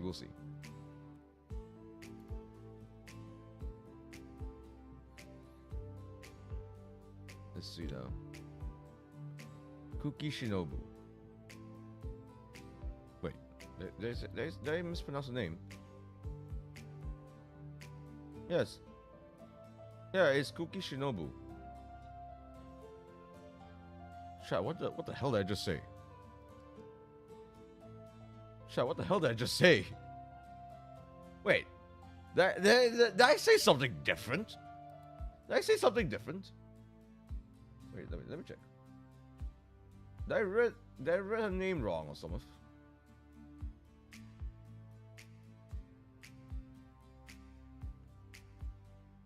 I'm gonna come back tomorrow to watch about Lisa. I'm not too sure if I'm going to be doing the stream tomorrow. You're tempting me, I won't lie. It could be Tuesday. Not so sure, but it'll definitely be. But I definitely intend to do episode 3 fairly soon. That's for sure. You said Cookie. I said Cookie Shindo. I mean, I got the first name correct, but how in the world did I make? Why did I say Shindo? I got it almost right. Huh. Oh well. No, I'm watching replay. Oh, okay. I got you. Oh yeah. Oh yeah. Because Lisa is here. That's a pity. Yeah. Look forward to that. I'm gonna definitely get to her pretty soon. Yeah, I'll definitely be getting to Lisa by tonight for sure. Okay, Kuki Shidobu is a former shrine maiden of the Grand Narukumi Shrine. She is the psychic of Arataki Ito. Oh God! Wow, being psychic to that guy.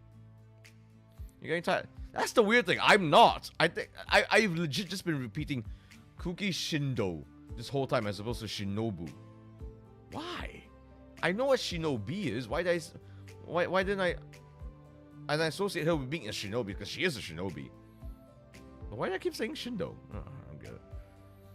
She is the psychic of Arataki Ito and deputy leader of the Arataki gang.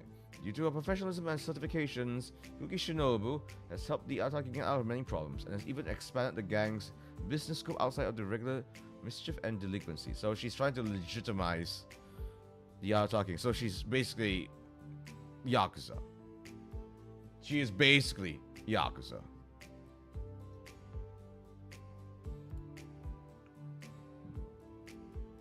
She is basically Yakuza. She's trying her best to legitimize. This gang started off by literally an ogre of a guy. Rather strange, won't lie to you. Firstly, Cookie is the brains to Ito's bronze. Yep, definitely feels like that.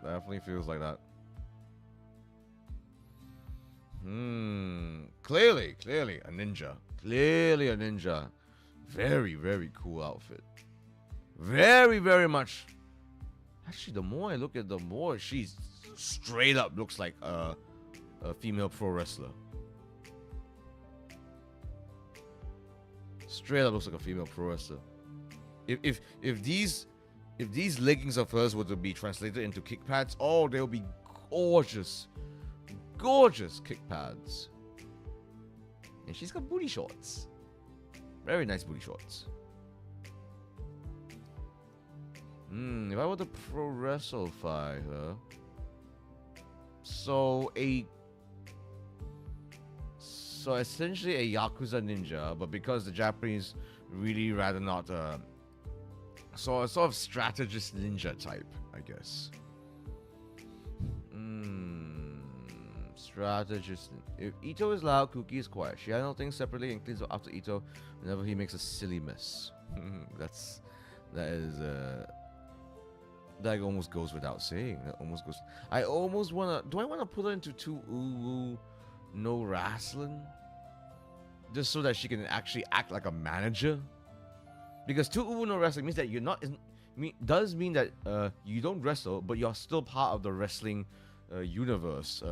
You're just in another role. Maybe you're a referee. Maybe you're a manager. Maybe you're a commentator even. I should find someone amongst these to be a commentator or even a referee. Actually, obviously, I don't see Tuki here as a referee or commentator. Nah, she should be a talent. Can't let her talents go to waste. Yeah, she'd be forced to manage Ito. But that's more like a reluctant role. You know, a lot of tag partners end up being that for certain wrestlers. Do I wanna? No, that'd be wasting a talent. It's clear to me that she's got some serious talent. She's already built for pro wrestling, for Pete's sakes. I think, even though she's got this whole ninja aesthetic about her, she's definitely, got them strikes, got them agile maneuvers. I'm gonna put her as a grappler.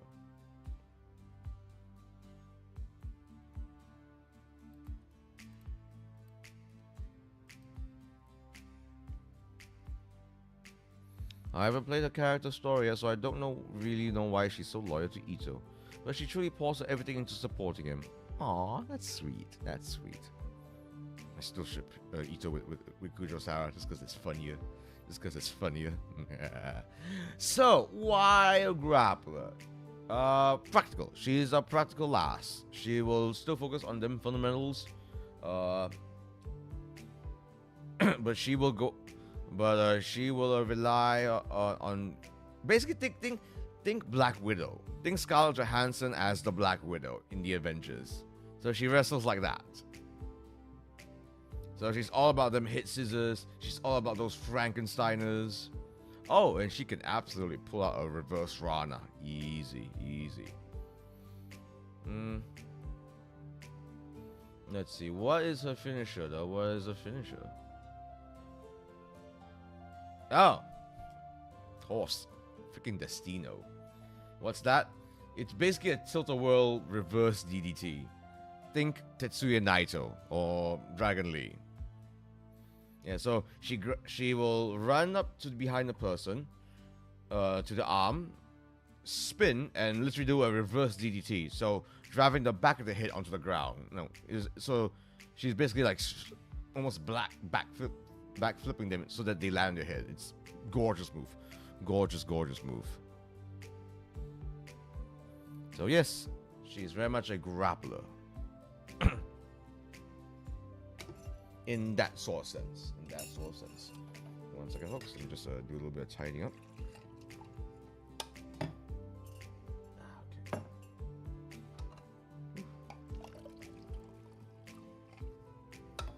All right. Oh man. Oh, doing these TIERLIST streams means that I am the one leading the ship and just preaching away. Just preaching away. Okay, next up. There's actually a character that actually greatly resembles a certain VTuber that's unfortunately graduated, actually. And her name is Layla.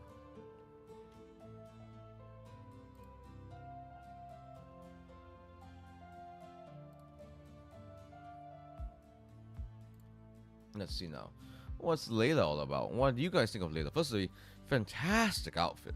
It's got this whole demure ice fairy thing going on, where she's like, oh, she's trapped, she's in prison. Yeah, I can see that a lot of guys will really favor Layla, because she seems like the vulnerable sort. I must say, she's tempting me to put into 2 just out of the bat, just because of how like soft she looks, even though she's got the whole ice thing going on. Let's see now. She's a student in the Retawahist. Wait, how the hell do you read this? Retawahist. You can hear a little bit of my Arabic background coming out here. Retawahist. She is a student in the Taoist Darshan, specializing in theoretical astrology. Astrology. Chronically sleep deprived and of poor health as a result.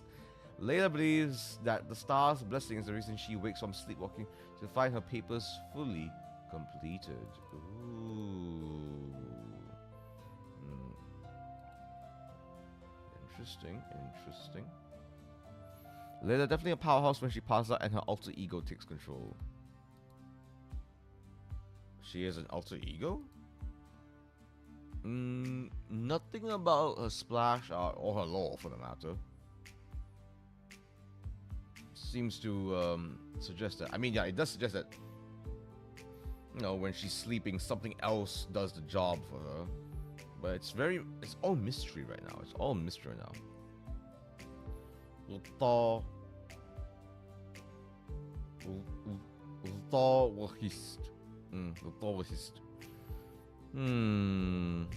Is she an elf?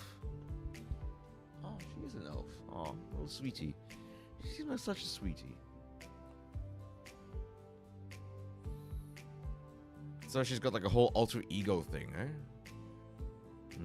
But that's not good enough for me. It's not even illustrated or depicted in the splash art here. The other personality when she's asleep is very bright and energetic, a complete contrast to herself. That's interesting. That's interesting. But again, her lore and her splash art, and even what I know about Layla, nothing. I know nothing. So I'm going off of this itself. In that sense, I think, yeah, I think for me, I'm gonna make a pretty bold decision here. Sorry, girl, you are too woo.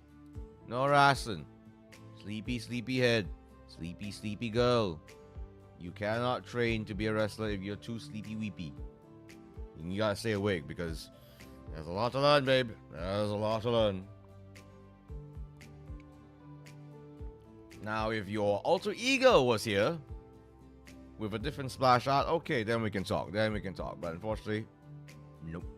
So you're too ubu no wrestling. But don't worry. I've got a place for you. Let's see now. Let's see.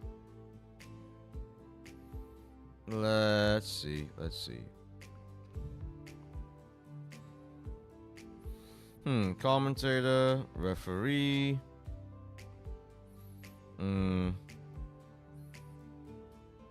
Okay, you guys are gonna think I'm a little crazy for saying this. I think she will make for a very interesting referee.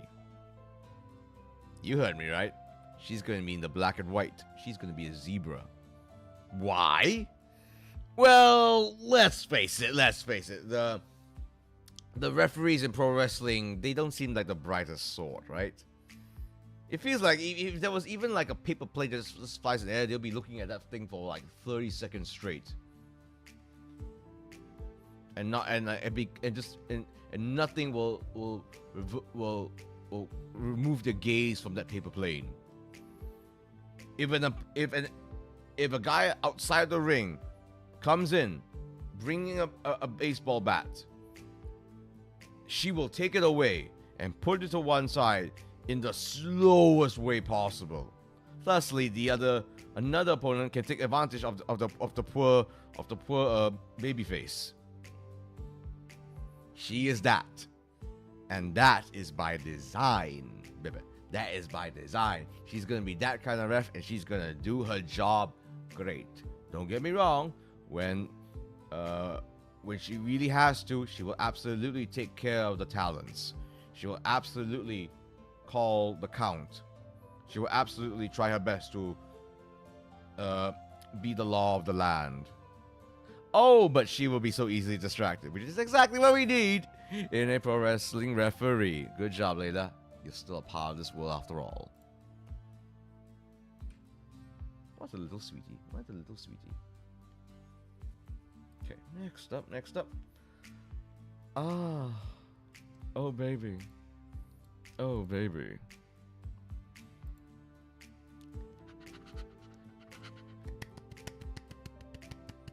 Why, hello there. Hello there. Miss Minchie. Miss Minchi. Why, hello there. Hello there, Miss Minchi. Ladies and gentlemen, it's Miss Minchi.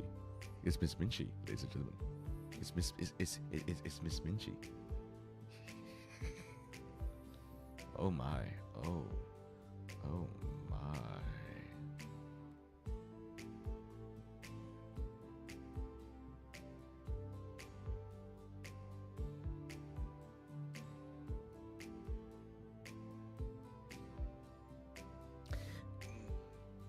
Lisa Minchi, a powerful mage recognized as Sumeru Academia's most distinguished graduate in 200 years, Lisa has since returned to Mondstadt to become the humble librarian of the Knights of Favonius. She is an intellectual witch who can never get enough naps. As the librarian of the Knights of Favonius, Lisa is smart in that she always knows exactly what to do with whatever troubles her. As much as she loves to sleep, she still manages to keep everything under control in a calm, composed manner. Mommy? Mommy? Mommy? Mommy? Mommy? Mommy? Mommy? I swear, I have seen... Okay, here's the thing with Lisa. I remember many years ago, when Genshin was still fairly new, I don't know if there was this... Once again, I'm talking about YouTube ads again. I don't know if what I saw was Lisa or some copycat game that was using, you know, a similar look to Lisa. Because I swear that it looked like Lisa, that character looked like Lisa, but just way bustier. And Miss Minchi here is already pretty busty already, so who knows? Who knows? It's very strange. Very strange. But Lisa is... Okay, she is from Mondstadt. Okay. So she studied in Sumeru. Oh, wow. Very worldly. Very worldly. And becoming a librarian. Oh, jeez. Oh, you know what she is? I just realized. She is basically Al-Hytham for the guys. And the girls who's into girls. Yeah. She is Al-Hytham. She is basically female Al-Hytham. That's what she is. That is what she is. That is what she is. And yeah.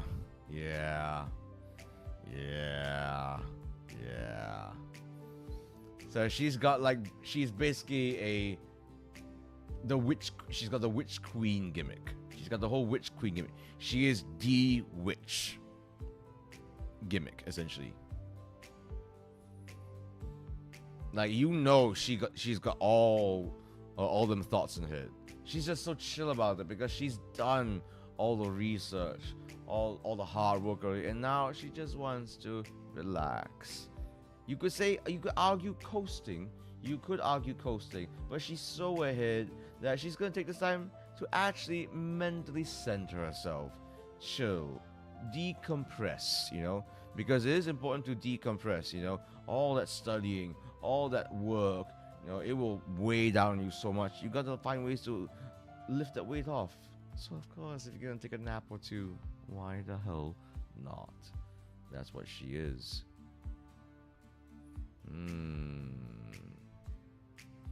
She is. So if I were to pro wrestlify her, some of you might be a little bit surprised by this. Lisa, Miss Minchi, is a powerhouse, baby. Is a powerhouse. More like she's trying to find a way to prolong her life because she's cursed. I was like, she's Tertiary is you can give me all the spoilers you want. All the spoilers. I'm just looking at the splash art, baby. I'm just looking at the splash art and the lore.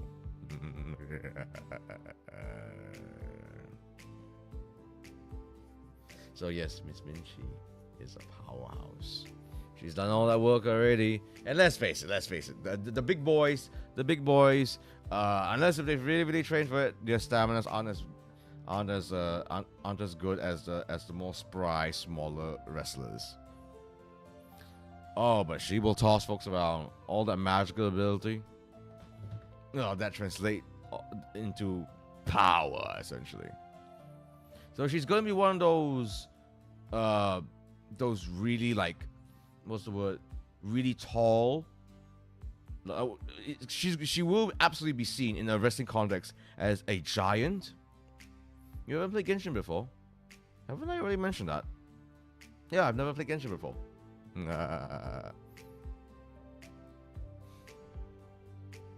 Dun, dun, dun.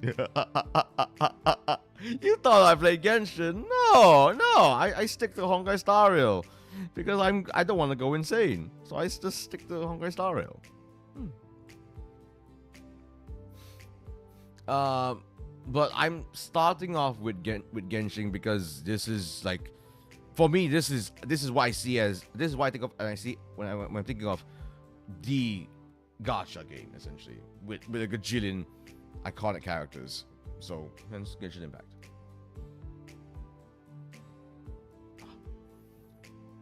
So she's gonna be one of those characters where she absolutely is a giant. Like, I'm talking 6'3", 6'5", but for some reason really properly proportioned. Like, there are some giants, so think the Big Show, think Kevin Nash. They're just ridiculously huge. But then someone like Drew McIntyre or even Damian Priest, when you look at them from a distance, they don't seem like they're a giant until you're up close to them, and then you realize they tower over you by several feet. Because they just look so properly proportioned. That's what Lisa is. She looks properly proportioned, but she towers over you. She towers over you and absolutely can throw you around. So she's just an elite athlete, but just more chill. Just more chill. So what is a finisher? What is a finisher, you may ask? Yeah, why not? Last right powerbomb, baby. Last right powerbomb. Picks you up in the powerbomb position, grabs your tights, lifts you up even higher, and down you go. Down you go. Abs, what a woman. What a woman.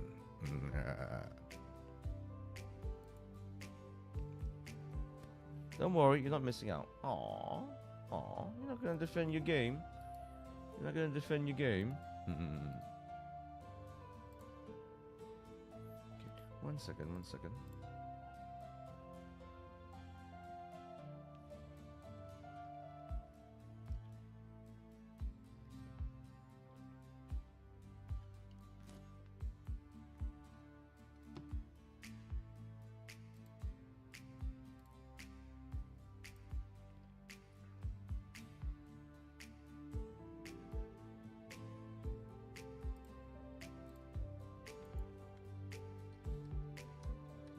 Oh, this is interesting.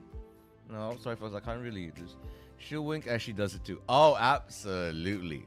Absolutely. Once she slams him down, she'll flash a wink, a cheeky wink.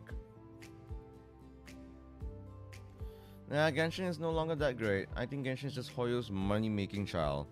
I mean, that's a fact. That is 100% a fact. No, I am definitely enjoying Honkai Star Rail to this day.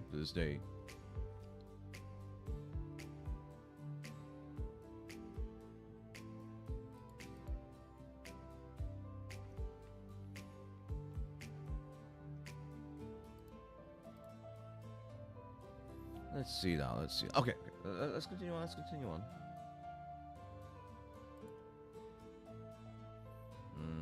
now. Who do we have next? Who's next in the list? Okay. So this character I too am not very familiar with. Lynette. Ooh. Genshin has like the most much, but damn, the production quality in Genshin can't even be compared to Star Rail. Really? Are you referring to like when you say production quality, are you referring to like in-game cutscenes, graphics, or are you talking about like the music, that sort of a thing. I'm not sure what you're referring to, because Star Rail's got some neat stuff, alright, but Star Rail does not have a peaking opera music video. Star Rail I does not have a whole orchestral events happening.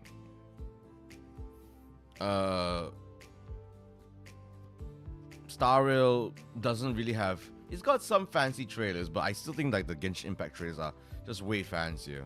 And you know, not to mention that Genshin Impact is an actual live action game. Is that the word? Is that the word live action game? Like it's an actual real time game as opposed to a turn based game. Okay, Lynette.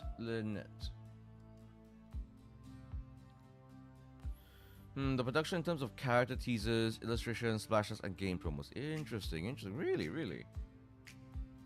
I don't know. I still think about the Shenhe music videos to this day, because that is just insane.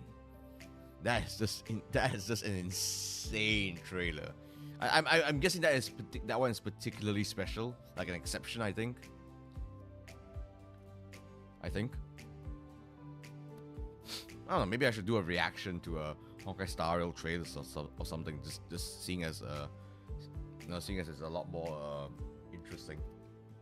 Seeing as you say it's more riveting. Maybe I could do that.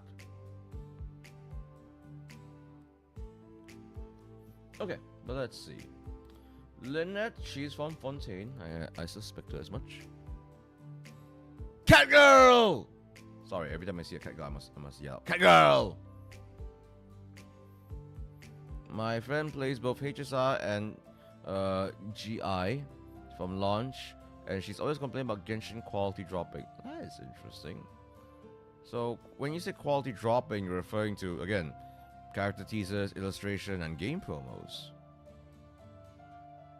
I mean, this looks pretty fantastic. There's even a shadow. Yeah, there's even a shadow behind this. I don't play HSR, but when she shows me some videos made for the game, even I grumble and jealousy why Hoyo can't do it for Genshin. Well, HSR is sort of like the new hot thing right now, I guess. It's it's the new hot thing, so I'm gonna guess they want to put more effort into it and stuff. So for even a massive company like MiHoYo, even they have to delegate resources around, that sort of a thing. I don't know. Okay, Lynette. Quiet and reserved, Lynette functions as a magician's assistant to her brother, Linny. After their parents' death and having been saved from an abusive novel by their father, aka Alachino, Lynette has also served as eyes and ears for the House of the Hearth.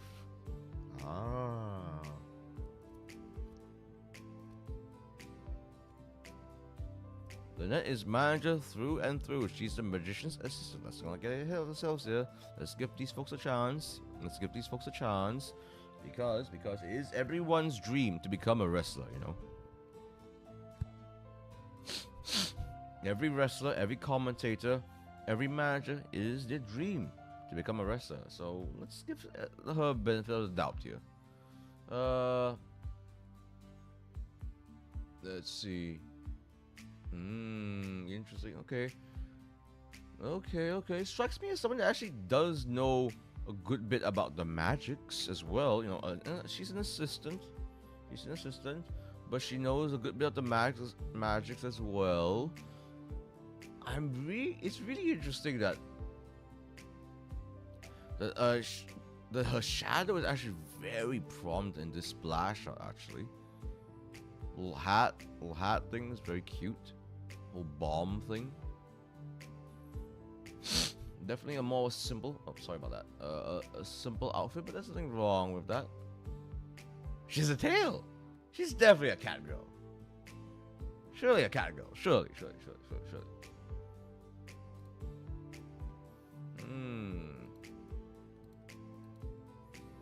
I think.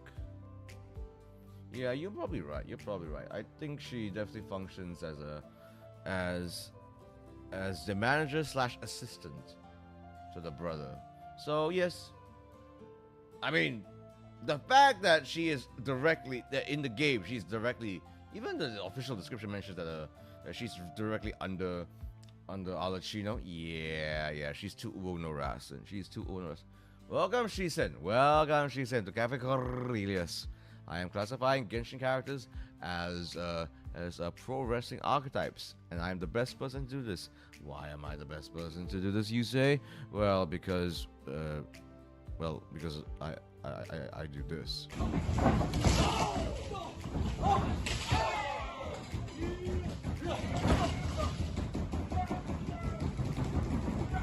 Do I see Candace a powerhouse?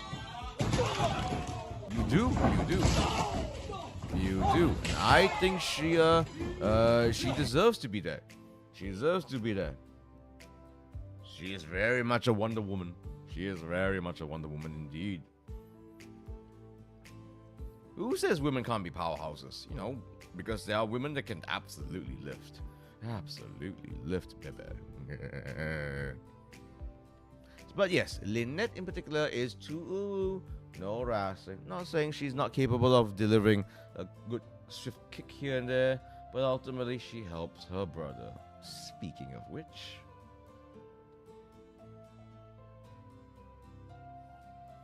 why is Klee there? Because Klee is destruction personified in a small package.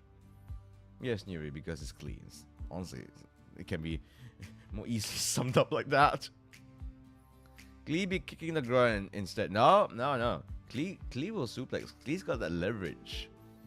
The way I see it, I am basically pro wrestlifying these characters. So if I were to take a magical ray gun that turns them into pro wrestlers, this is what they will be. This is how they'll be classified. Klee, is that against the rule? Sorry. Yeah, it should be one of the. Am I supposed to crank the leg this much? And I'll be like, yes, Klee, that much. And she'll just lean back and like, ah! Yeah, she doesn't. She's one of those wrestlers that doesn't know her own strength. Yeah. It's to that point. Okay, so, Lenny. Or do I call him Lenny? I'm gonna call him Lenny just because it's funny. Skilled and eloquent, Lenny is Fontaine's great magician and Lynette's twin brother. Oh, the twinsies. After their parents' death and having been saved from an abusive noble by their father, Lenny has undertaken missions for the House of Half and is busy to become the successor of father. Ooh, an heir to the throne, I see. We'll be getting to Noel pretty soon. He moves his audience with a combination of sleight of hand and the gift of the gab. Ooh, sleight of hand.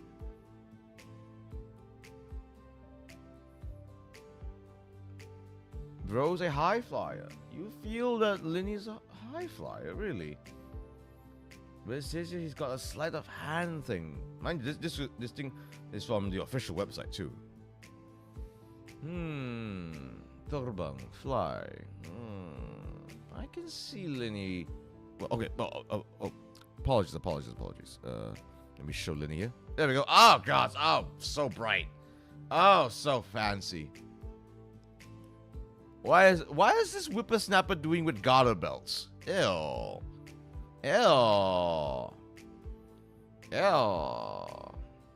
Why is your outfit so horny?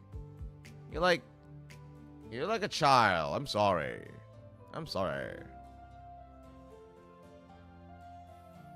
Ew. As you can tell, I'm like weird out when kids like get a little too sexy, and yes, I do kind of see Lenny as like he still looks like a kid. Lenny really loves being flashy. I think Fly would suit him well. Yeah, I can see that. He almost looks like he belongs up as a trapeze artist and a magician. But he is holding cards. About this ridiculous looking hat. Wait, is this cat wearing a hat? He annoys me. Can I put him? Can I put him into two Ubunaras? I just thought I don't have to see him wrestle. Can I do that? I want to do that. I want to put him into two Ubunaras just because it's hilarious. Okay. Let's see now.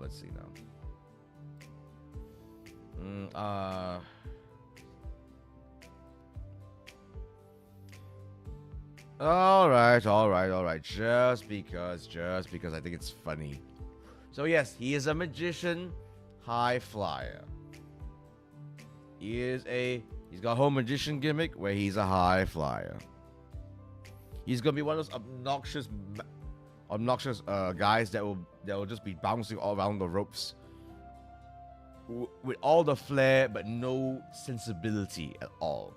Like, he will just backflip just to show off. He will walk along the ropes, tight walk along the ropes to wow the crowd for no reason whatsoever. And most frustratingly of all, he will absolutely get results out of it just because he's just that good.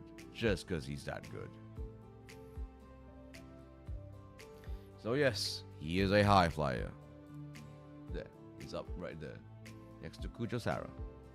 What's his finisher? What shall Linny's finisher be? Yeah, he is one of those guys that will actually try to pull off the 630 senton as regularly as possible, even though if he were to miss it, his back will explode. So if you don't know what a 630 senton is, if you know what a 450 splash is where you do a front flip and you land belly down and you squish someone, essentially. A 630 is that you do an extra rotation to land back first on your opponent.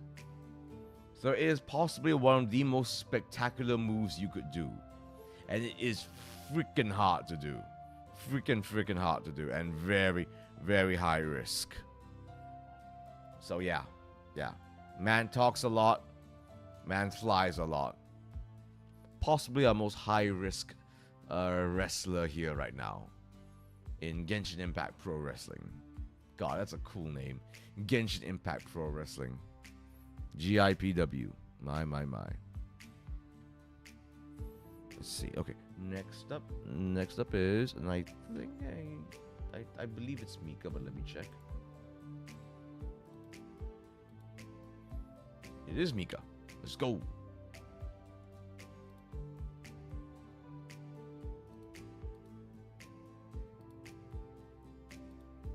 Okay. Mika Schmidt, Huffman's younger brother and the frontline surveyor of the Knights of Favonius. Oh, he's from the Knights of Favonius. From the Knights of Favonius reconnaissance company led by Eula. Mika diligently fulfills all his tasks officially and dreams of becoming an expert cartographer in the future. In spite of his shyness towards other people, he eventually warmed up to those close to him as he values teamwork immensely and desires learning from his colleagues. Okay, very much a young lad.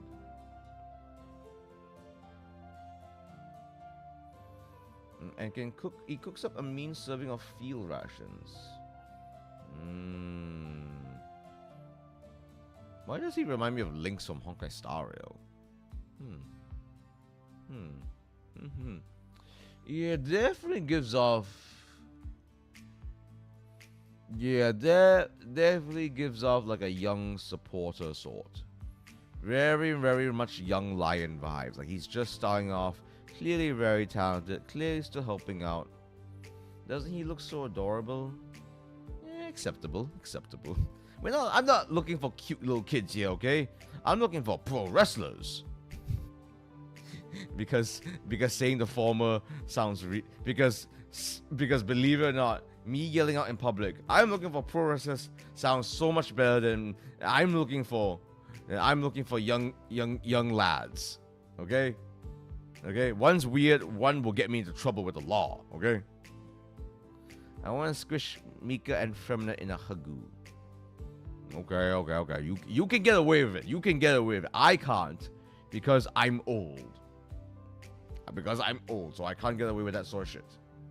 Even if it's perfectly say so and platonic, you know? If I heard something. Anyways. So, very, very unassuming sort of a look. Almost streetwear-esque, actually.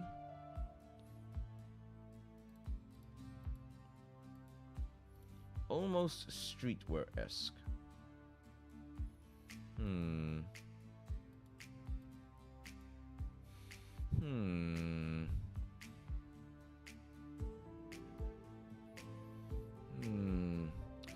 And bookish sort.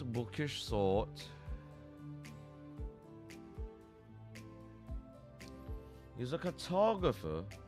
So if I were the pro wrestler vibe, like he's a cartographer, right? I believe. Yeah, he's a key member of the frontline scouting team. Very bookish, knowledgeable. Okay, I know where to place him. He might not be too happy about this, but I think he will.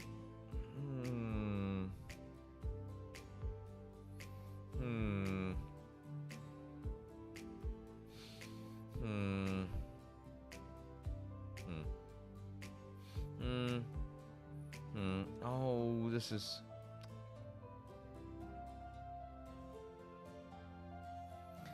I'm so just because he's a cutie patootie doesn't mean all cutie patooties should be into Ubu no Rasa, because that will just not be fair. Not everyone should be into. Not all the cutie patooties should be into Ubu no Rasa. No. You're a grappler. You are a literal student of the game. You are just like you are very much still a young lion type. The cartographer gimmick very much suits your path, suits your gimmick, because you are still trying to literally find your way in pro wrestling.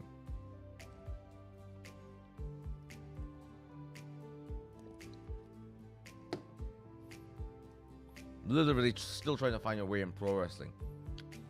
And so you're a grappler. I think someone here already does a Boston Crab as a finisher, which is like a real basic maneuver. For you, because you're a cartographer.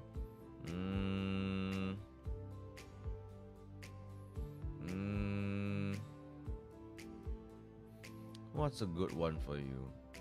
Should be a submission. Good old submission. Crossface. Yep. Classic maneuver. Simple but deadly. Crossface.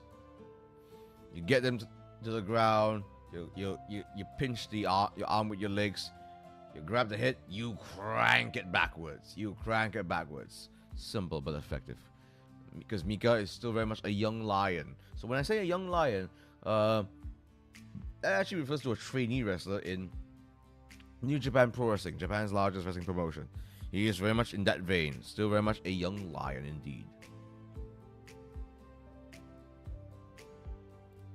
Okay, next up. Oh, interesting one. Okay,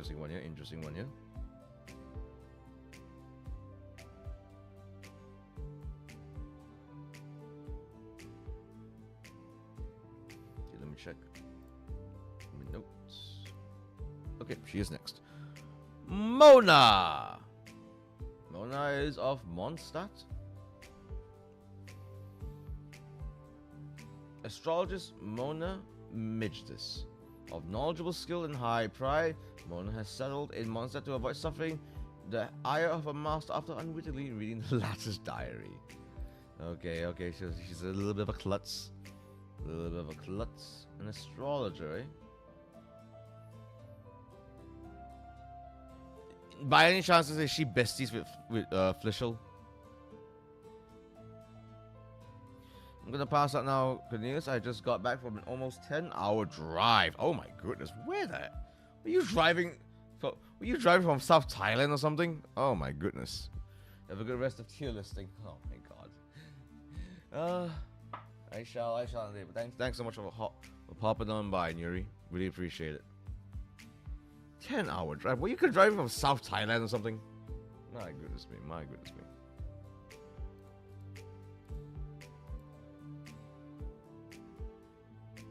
Oh, I forgot to stand up. No wonder my butt feels a bit tight. I should stand up. Okay. So, Mona. Is she friends with Flishel or something? Flishel is Okay, if this is Mona, I'll show you Flischl. Or Fleischl.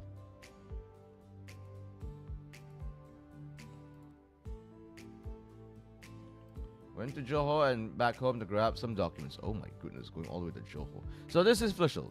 Come on, come on. These two are practically like a tag team. These two are practically a tag team. But I put Flischl into Uno Raston.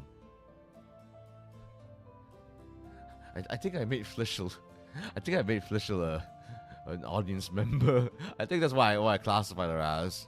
She's too Uno wrestling, but her role is to literally be an audience member. I think. Was that her? Was it her or someone else? Let me check. No. It was Diona. It was Diona. What did I say? Flischl was. I can't recall. I can't recall. I'm so tempted to have Mona as to join Flischl in 2 Uno Wrestling just because she comes off it. Just because she comes off as such a chunie.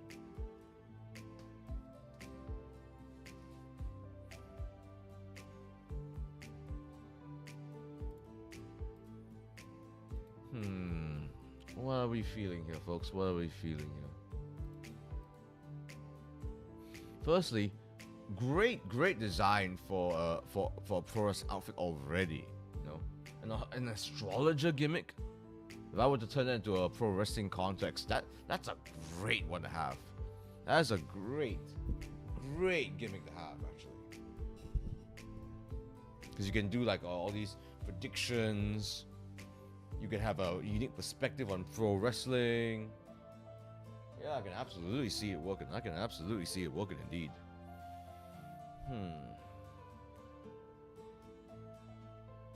What are we feeling, folks? What are we feeling? Great gimmick to have. It definitely fits in a pro wrestling context. I must say, even though she does really come off like a Trinibio in the same vein as Flischl,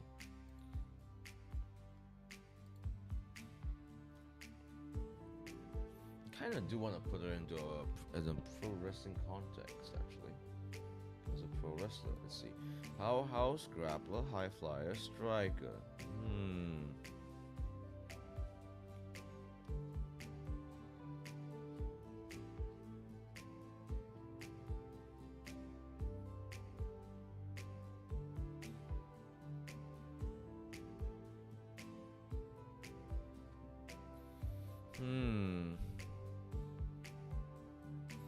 I think she is a... Y'all gonna think me mad, but I think she's actually a striker. I think she's actually a striker.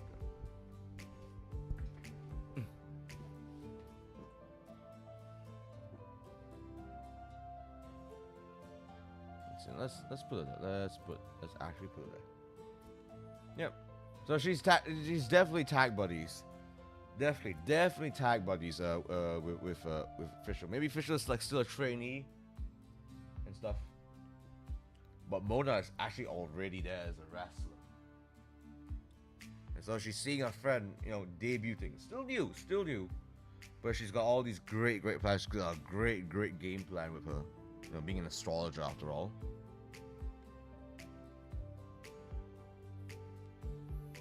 And what is her finishing move?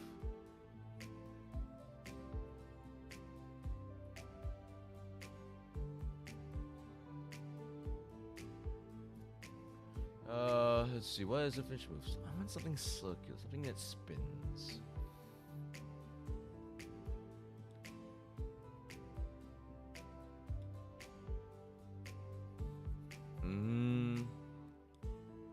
What's a good spinning one? Oh, okay. This is surprisingly old school. Surprisingly practical, but I think it fits her pretty well.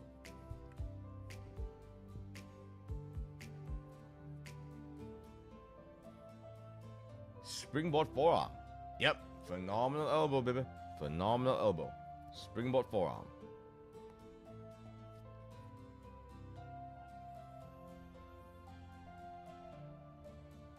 Nice.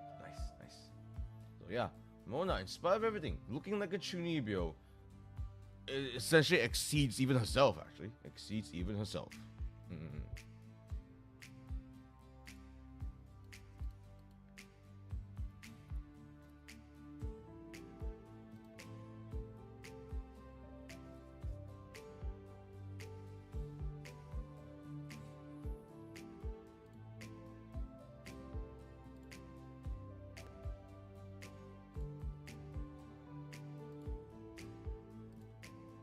No, shit.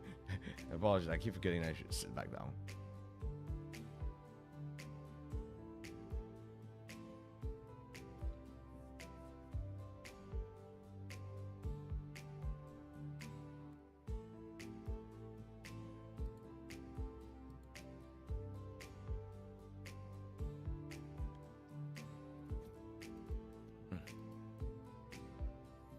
Let's see now. Ooh, I must say I'm feeling it, folks. I'm not too bad, but I am feeling it a little bit. If you don't mind, I'm actually going to take a quick break. Just a quick 5-minute break. Just to get my bearings back. And I'll be back soon. I'll be back soon, folks. I'll be back soon. On tight. Team now. Leave the on tight. Team now. Leave the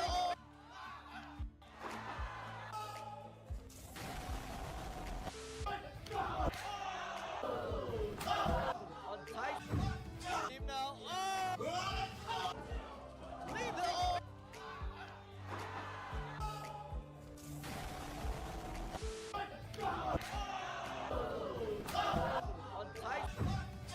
Team now. Leave the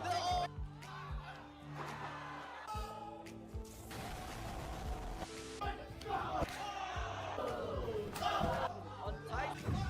Team now. Leave the on tight. Team now. Leave the on tight. Team now. Leave the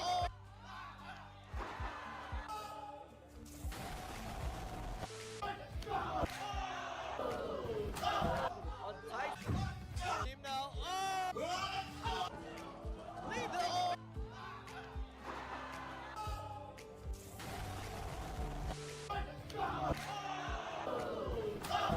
on tight. Team now. Leave the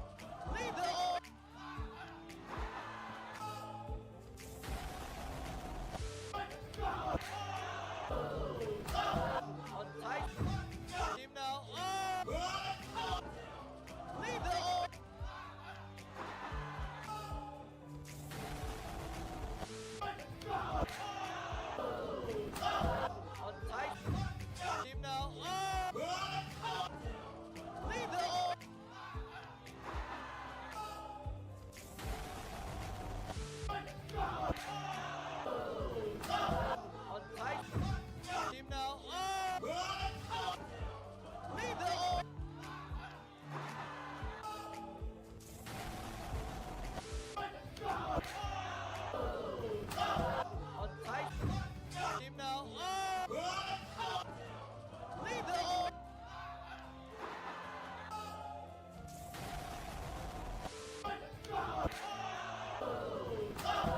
untie him now. Oh! Leave the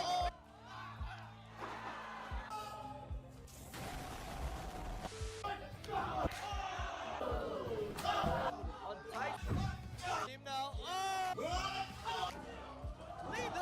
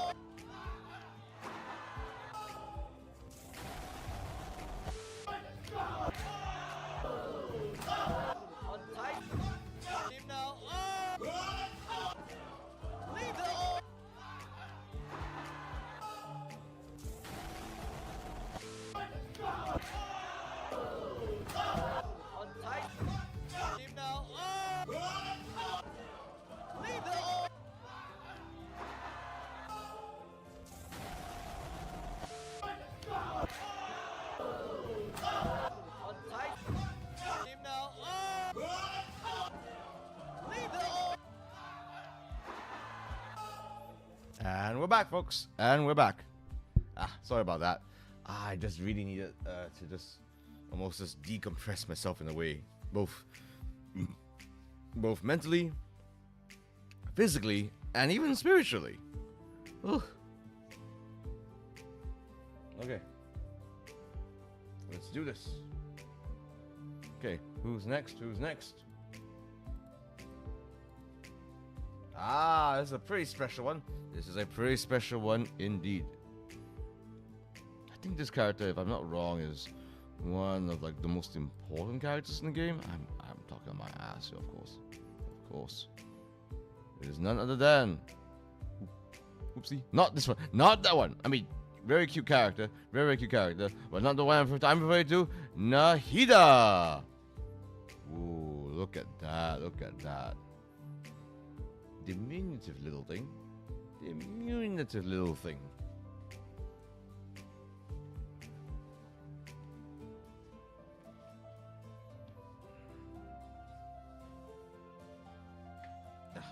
Hold on a second.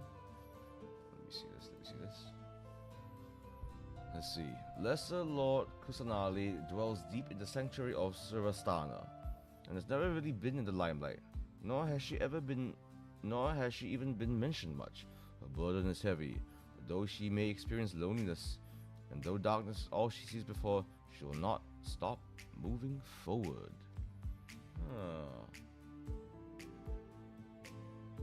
I have no clue. I have no clue what all this means. No clue what all this means. But I know for a fact that she's very popular. Like, I actually saw this. I've seen some incredible cosplays of Nahida before, actually, like in person. And you know, for a small outfit, that's a really striking figure. Something about this tells me that she's not a kid. I don't know why. I get this feeling that although she's really diminutive, she's not a child. I hope I'm correct. It'd be horrifying if I'm wrong. Yeah, she's not. She might not be a child.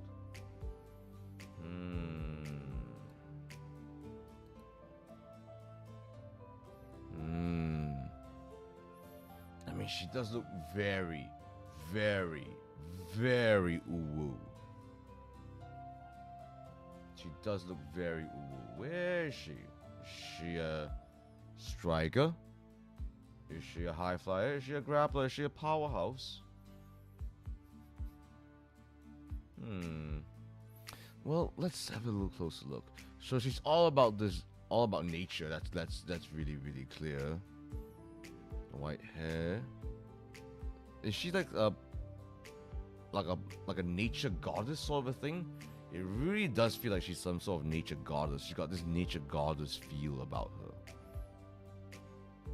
That everywhere she touched, like something natural just sprout out of the ground, you know, that sort of thing. So think like Okami Amaterasu, when you know that wolf, the Okami game, where no matter where the wolf gods, where the wolf goddess walks, there'll be like flowers or something popping out of the ground, something like that.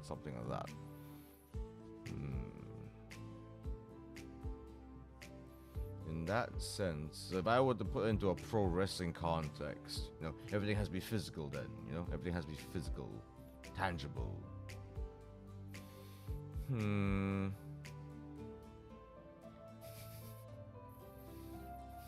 you guys are gonna think I'm hilarious. Oh, you guys gonna think I'm taking the mickey out of this whole exercise. Powerhouse. So, but in a different way than Klee. It's like Klee's explosive power, when turned into a pro wrestling form, you know, goes into her muscles. You know, she becomes incredibly strong. With Nahida, however, her incredible natural life force thing that she's got going for her, this incredible aura that she has about her, translates a little bit differently, I suppose.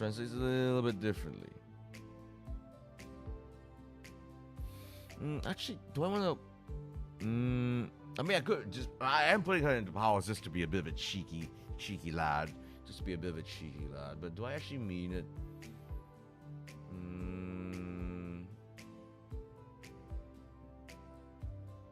Is she also just no, unassumingly, ridiculously strong, like Klee in a way.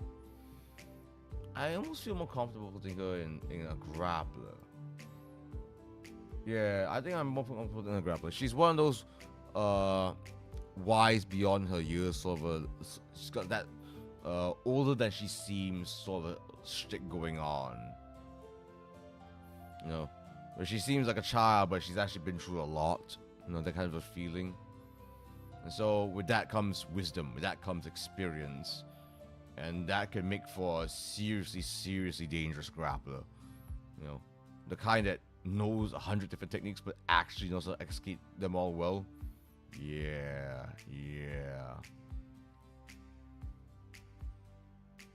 Yeah, grappler. But what kind of a grappler? Are we talking a ZSJ? Something like a ZSJ, like knows a surprising number of things. Just a shocking number of things. Something like that, So, jeez, what's that move called? What is that move called? I know. So, even though she's really tiny,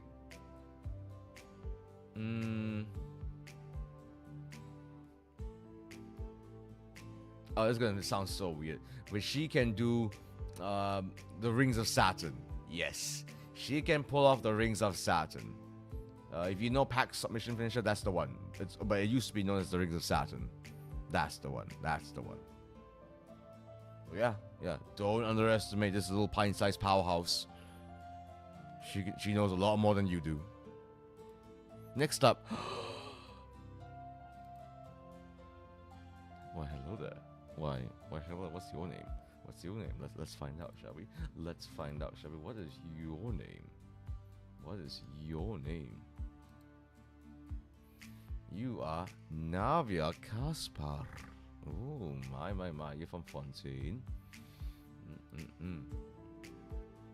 The ever-beaming president of the Spina del Rosula, devoted to helping the people of Fontaine solve all kinds of thorny issues. Oh, my.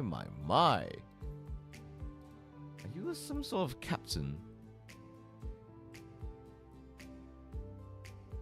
What is the Spina del Rosula? Wait, I'm actually getting very little info here, so let me just look at it a little bit more.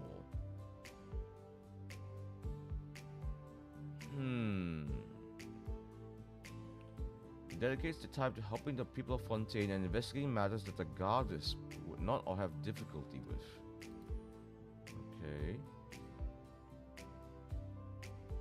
Okay, so they're like an agency that the government would not touch. No, they're the agency that gets sent to do things that the government would not touch. Yeah. So they do the dirty work that the government won't touch. And my word, what a splash art. That is bold. That is bold AF. That is a bold look. So, is she like a special agent or something? Okay, that's an umbrella she's holding. It's probably a gun. Seeing as how she's got all these cannons behind her, yeah, that's probably a gun. It's probably a gun, isn't it now?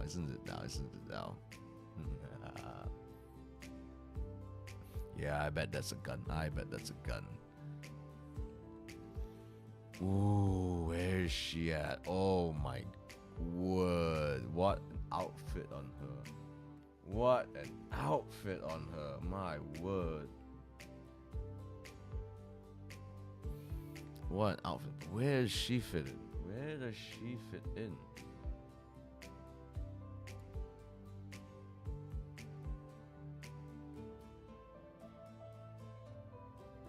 Oh, hold on. I gotta type this.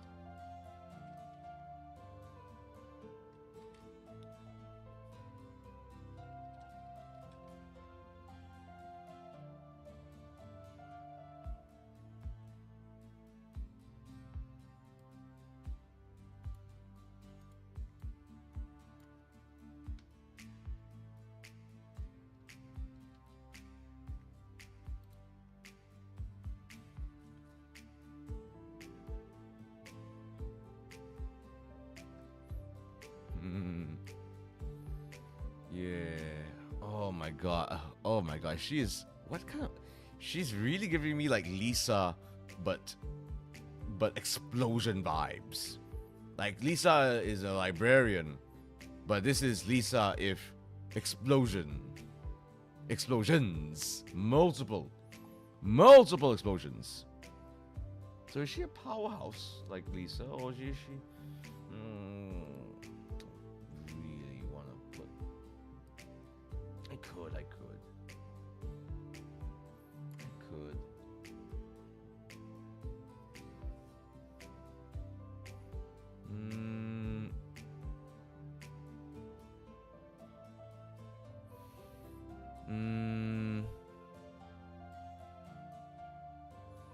Oh man, she's, even though it's something that's, I gotta admit, she sounds like she's got very like a altruistic background to her, but my word, it's just so explosive. It's so kablooey.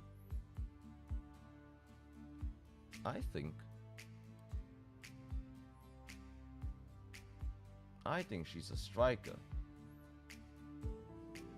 I think she's willing to get her hands. I think she's actually a bit of a brawler. Actually, I think she's actually a bit of a brawler. She's willing to get her hands dirty. She just looks all fancy and fancy. She looks all fancy pants, but she will absolutely take off those pants and start just giving big boots everywhere with those incredibly long legs of hers. I think her finishing move is the cyclone kick. Yeah, the cyclone kick. There we go. Oh man. Oh, Miss Navia. Okay. This one. Possibly one of the most obnoxious splash arts in the entire game. This is Noivilette. I hope I'm saying that right. So Noivilette. Let's see what Noivillette's all about. Noivilette is the Ludex of Fontaine and the leader of the Marchals Phantom. While Noivilette upholds the rules of the court with utmost reverence, he is quite aloof when dealing with human emotions and often distances himself from the public eye.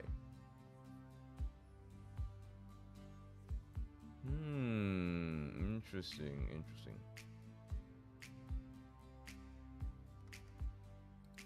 Okay. So he comes off just incredibly regal.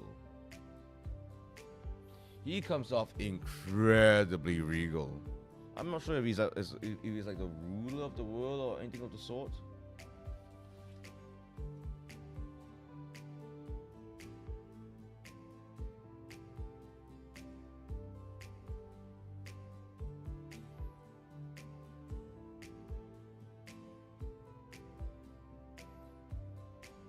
I'm not sure if he's a ruler of something, but he comes off as such. And this is actually a pretty quick one for me. For me actually, because if I were to pro wrestlify him, I know exactly where he is. You know where he is, folks? You know where he's gonna be fit in? It's gonna be a little bit hard to see here.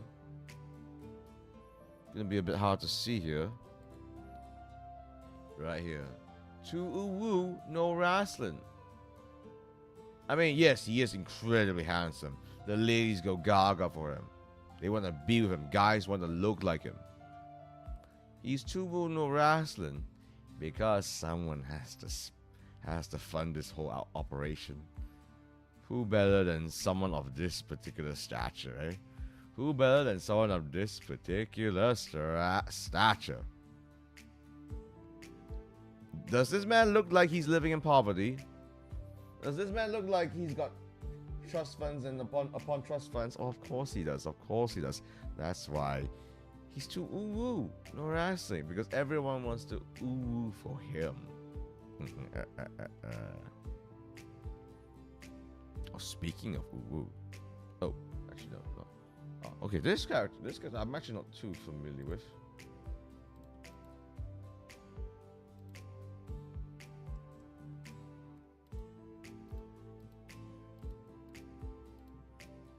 Next up is Nilo.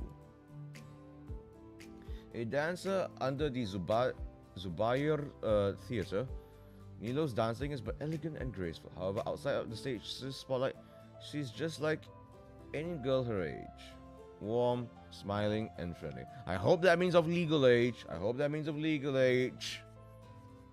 Oh, that is quite the splash art. Is there a sigil up there? Oh, with fiery red hair.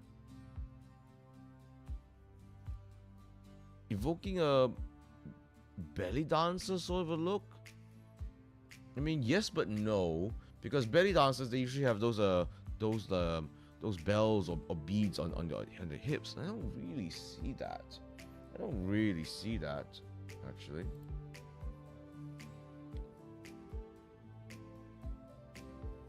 But she's actually a genuinely warm person, very nice lass. So she's had a dancer gimmick, very agile, but a good lass, Clearly has the water element about her, so she flows like water. Dancer gimmick. Ooh, okay. I got it. Okay, with her, I know where to put it. Easy. She's a high flyer. In a sense that, yes, she can go up the top rope really easily, but she has got that dancer's flexibility. She has got that dancer's flexibility, baby. If she wants to dodge something, she'll just bridge. She'll just bridge backwards. She will absolutely do a backflip just to avoid a kick. If someone tries to throw her, she'll just land on her feet like a cat. Incredibly agile. So she's one of those escape artist wrestlers, so to speak. Like literally, she should get like almost like a what's the word? What's the thing called? Why don't I say no, it's not the word transmogrify. You almost can contortion her way out. Like she's not exactly a contortionist, but close.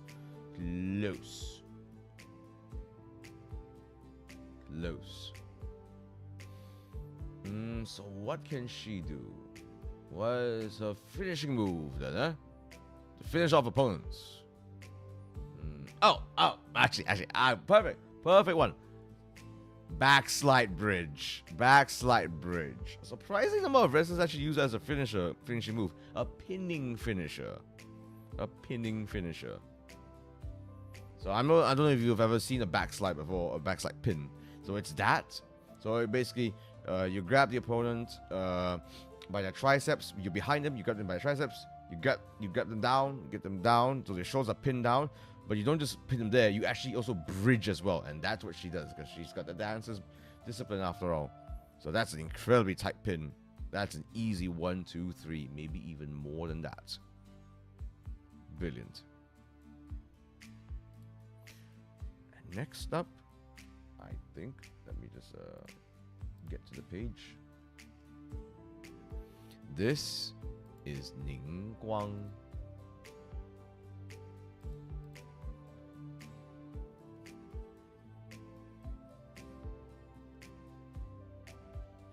The Tianquan of the Liyue Qixing, and owner of the floating jade chamber in the skies of Liyue, Ning Guang is a mogul who shakes the very foundations of business circles.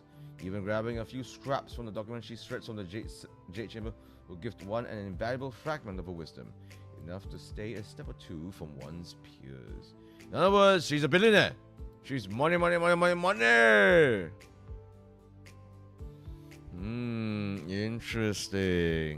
Interesting. I gotta say, I know it's gonna sound so sad. I think she's also, and I'm being very quick here about it, not just because, it's getting late in night, but also because, this is my fantasy, baby. This is my fantasy. And you know what's part of my pro wrestling fantasy? Having more funding. Meaning, she's into Ubuno wrestling. So she's right next to Neuvillette in being another boss that can actually fund pro wrestling. She's got all the resources in the world, so she can be the Tony Khan.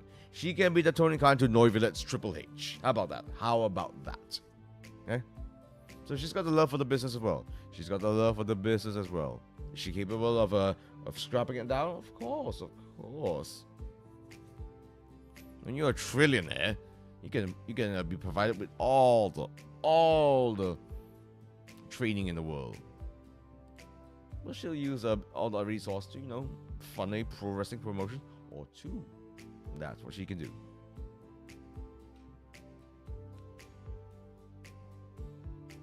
Next up, oh, okay. I was going to say an XP to a certain silver knight, whereas it's almost like the other way around. Actually, almost like the other way around.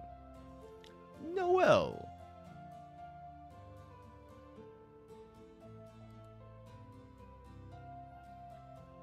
The chivalric blossom.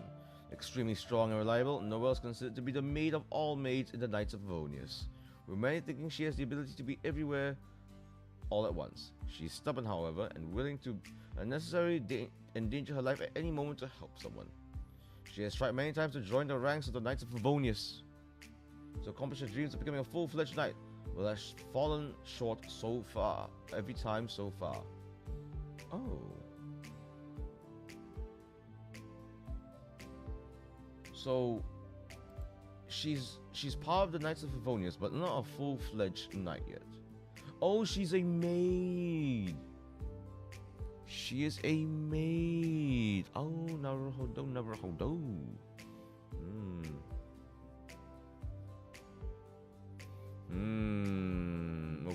Okay. She's a maid, but, clearly an armored maid, which I'm sure is someone's fetish. I'm sure that's someone's kink. That Noelle is clearly satisfying. I'm kind of tempted to put into Ubu no Rasa because I do think, not as a maid, Mayu, not as a maid, but I do think she's got some skills in other parts of pro wrestling. But I think for the moment, I think, hear me out here. With all the armor that she's carrying, with this incredibly huge sword that she has, I think she's actually a bit of an underrated powerhouse, actually. Underrated powerhouse. When you're carrying all this armor, and you're trying to take care of everyone, oh! You are low-key a powerhouse. You are low-key a powerhouse. A Rose Maid, great. A Rose Maid Knight, great gimmick to have. That will translate so well into pro wrestling. You got this underdog quality about you. What's the finishing move? For some reason, I don't know why. I can see her doing a really nice brainbuster. I don't know why. It just feels like she can. It really feels like she can. I'm gonna say brainbuster.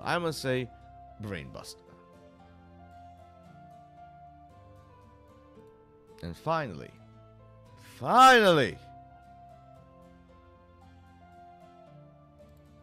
this is Chichi. I think I'm saying it correctly. Oh, Chichi. This is Chichi. An apprentice and herb gatherer at Bubu Pharmacy, blessed by the adepti of a body that cannot die, this petite zombie cannot do anything without first giving herself orders to do it. Shishi's memory is like a sieve. Out of necessity, she always carries around a notebook in which she writes anything important that she is sure to forget later. But on her worst days, she even forgets to look at her notebook. Aww, that's so sad. I've heard that she actually has quite the backstory to her. Indeed. Firstly, great design. A zombie with a really like sort of simple design, but a really nice color. Really nice color. Really invoking essentially a zombie. But this is a zombie with intelligence. A zombie with feelings. Who's trying to be human. Oh, it's so good. and trying her best to be human. And she might forget here and there. She's not perfect, but she's trying. She's trying. And of course, unfortunately, because she is a little bit of lower, small stature, I'm gonna put her as too ubu no wrestling. Yes, she is too uwu. She's very, very cute. But some of you might be surprised as to what I think she can be. Based on all that we know about her as a zombo that records everything. Eh? So she's trying to recall things as best as she can. So she's very used to recording things down.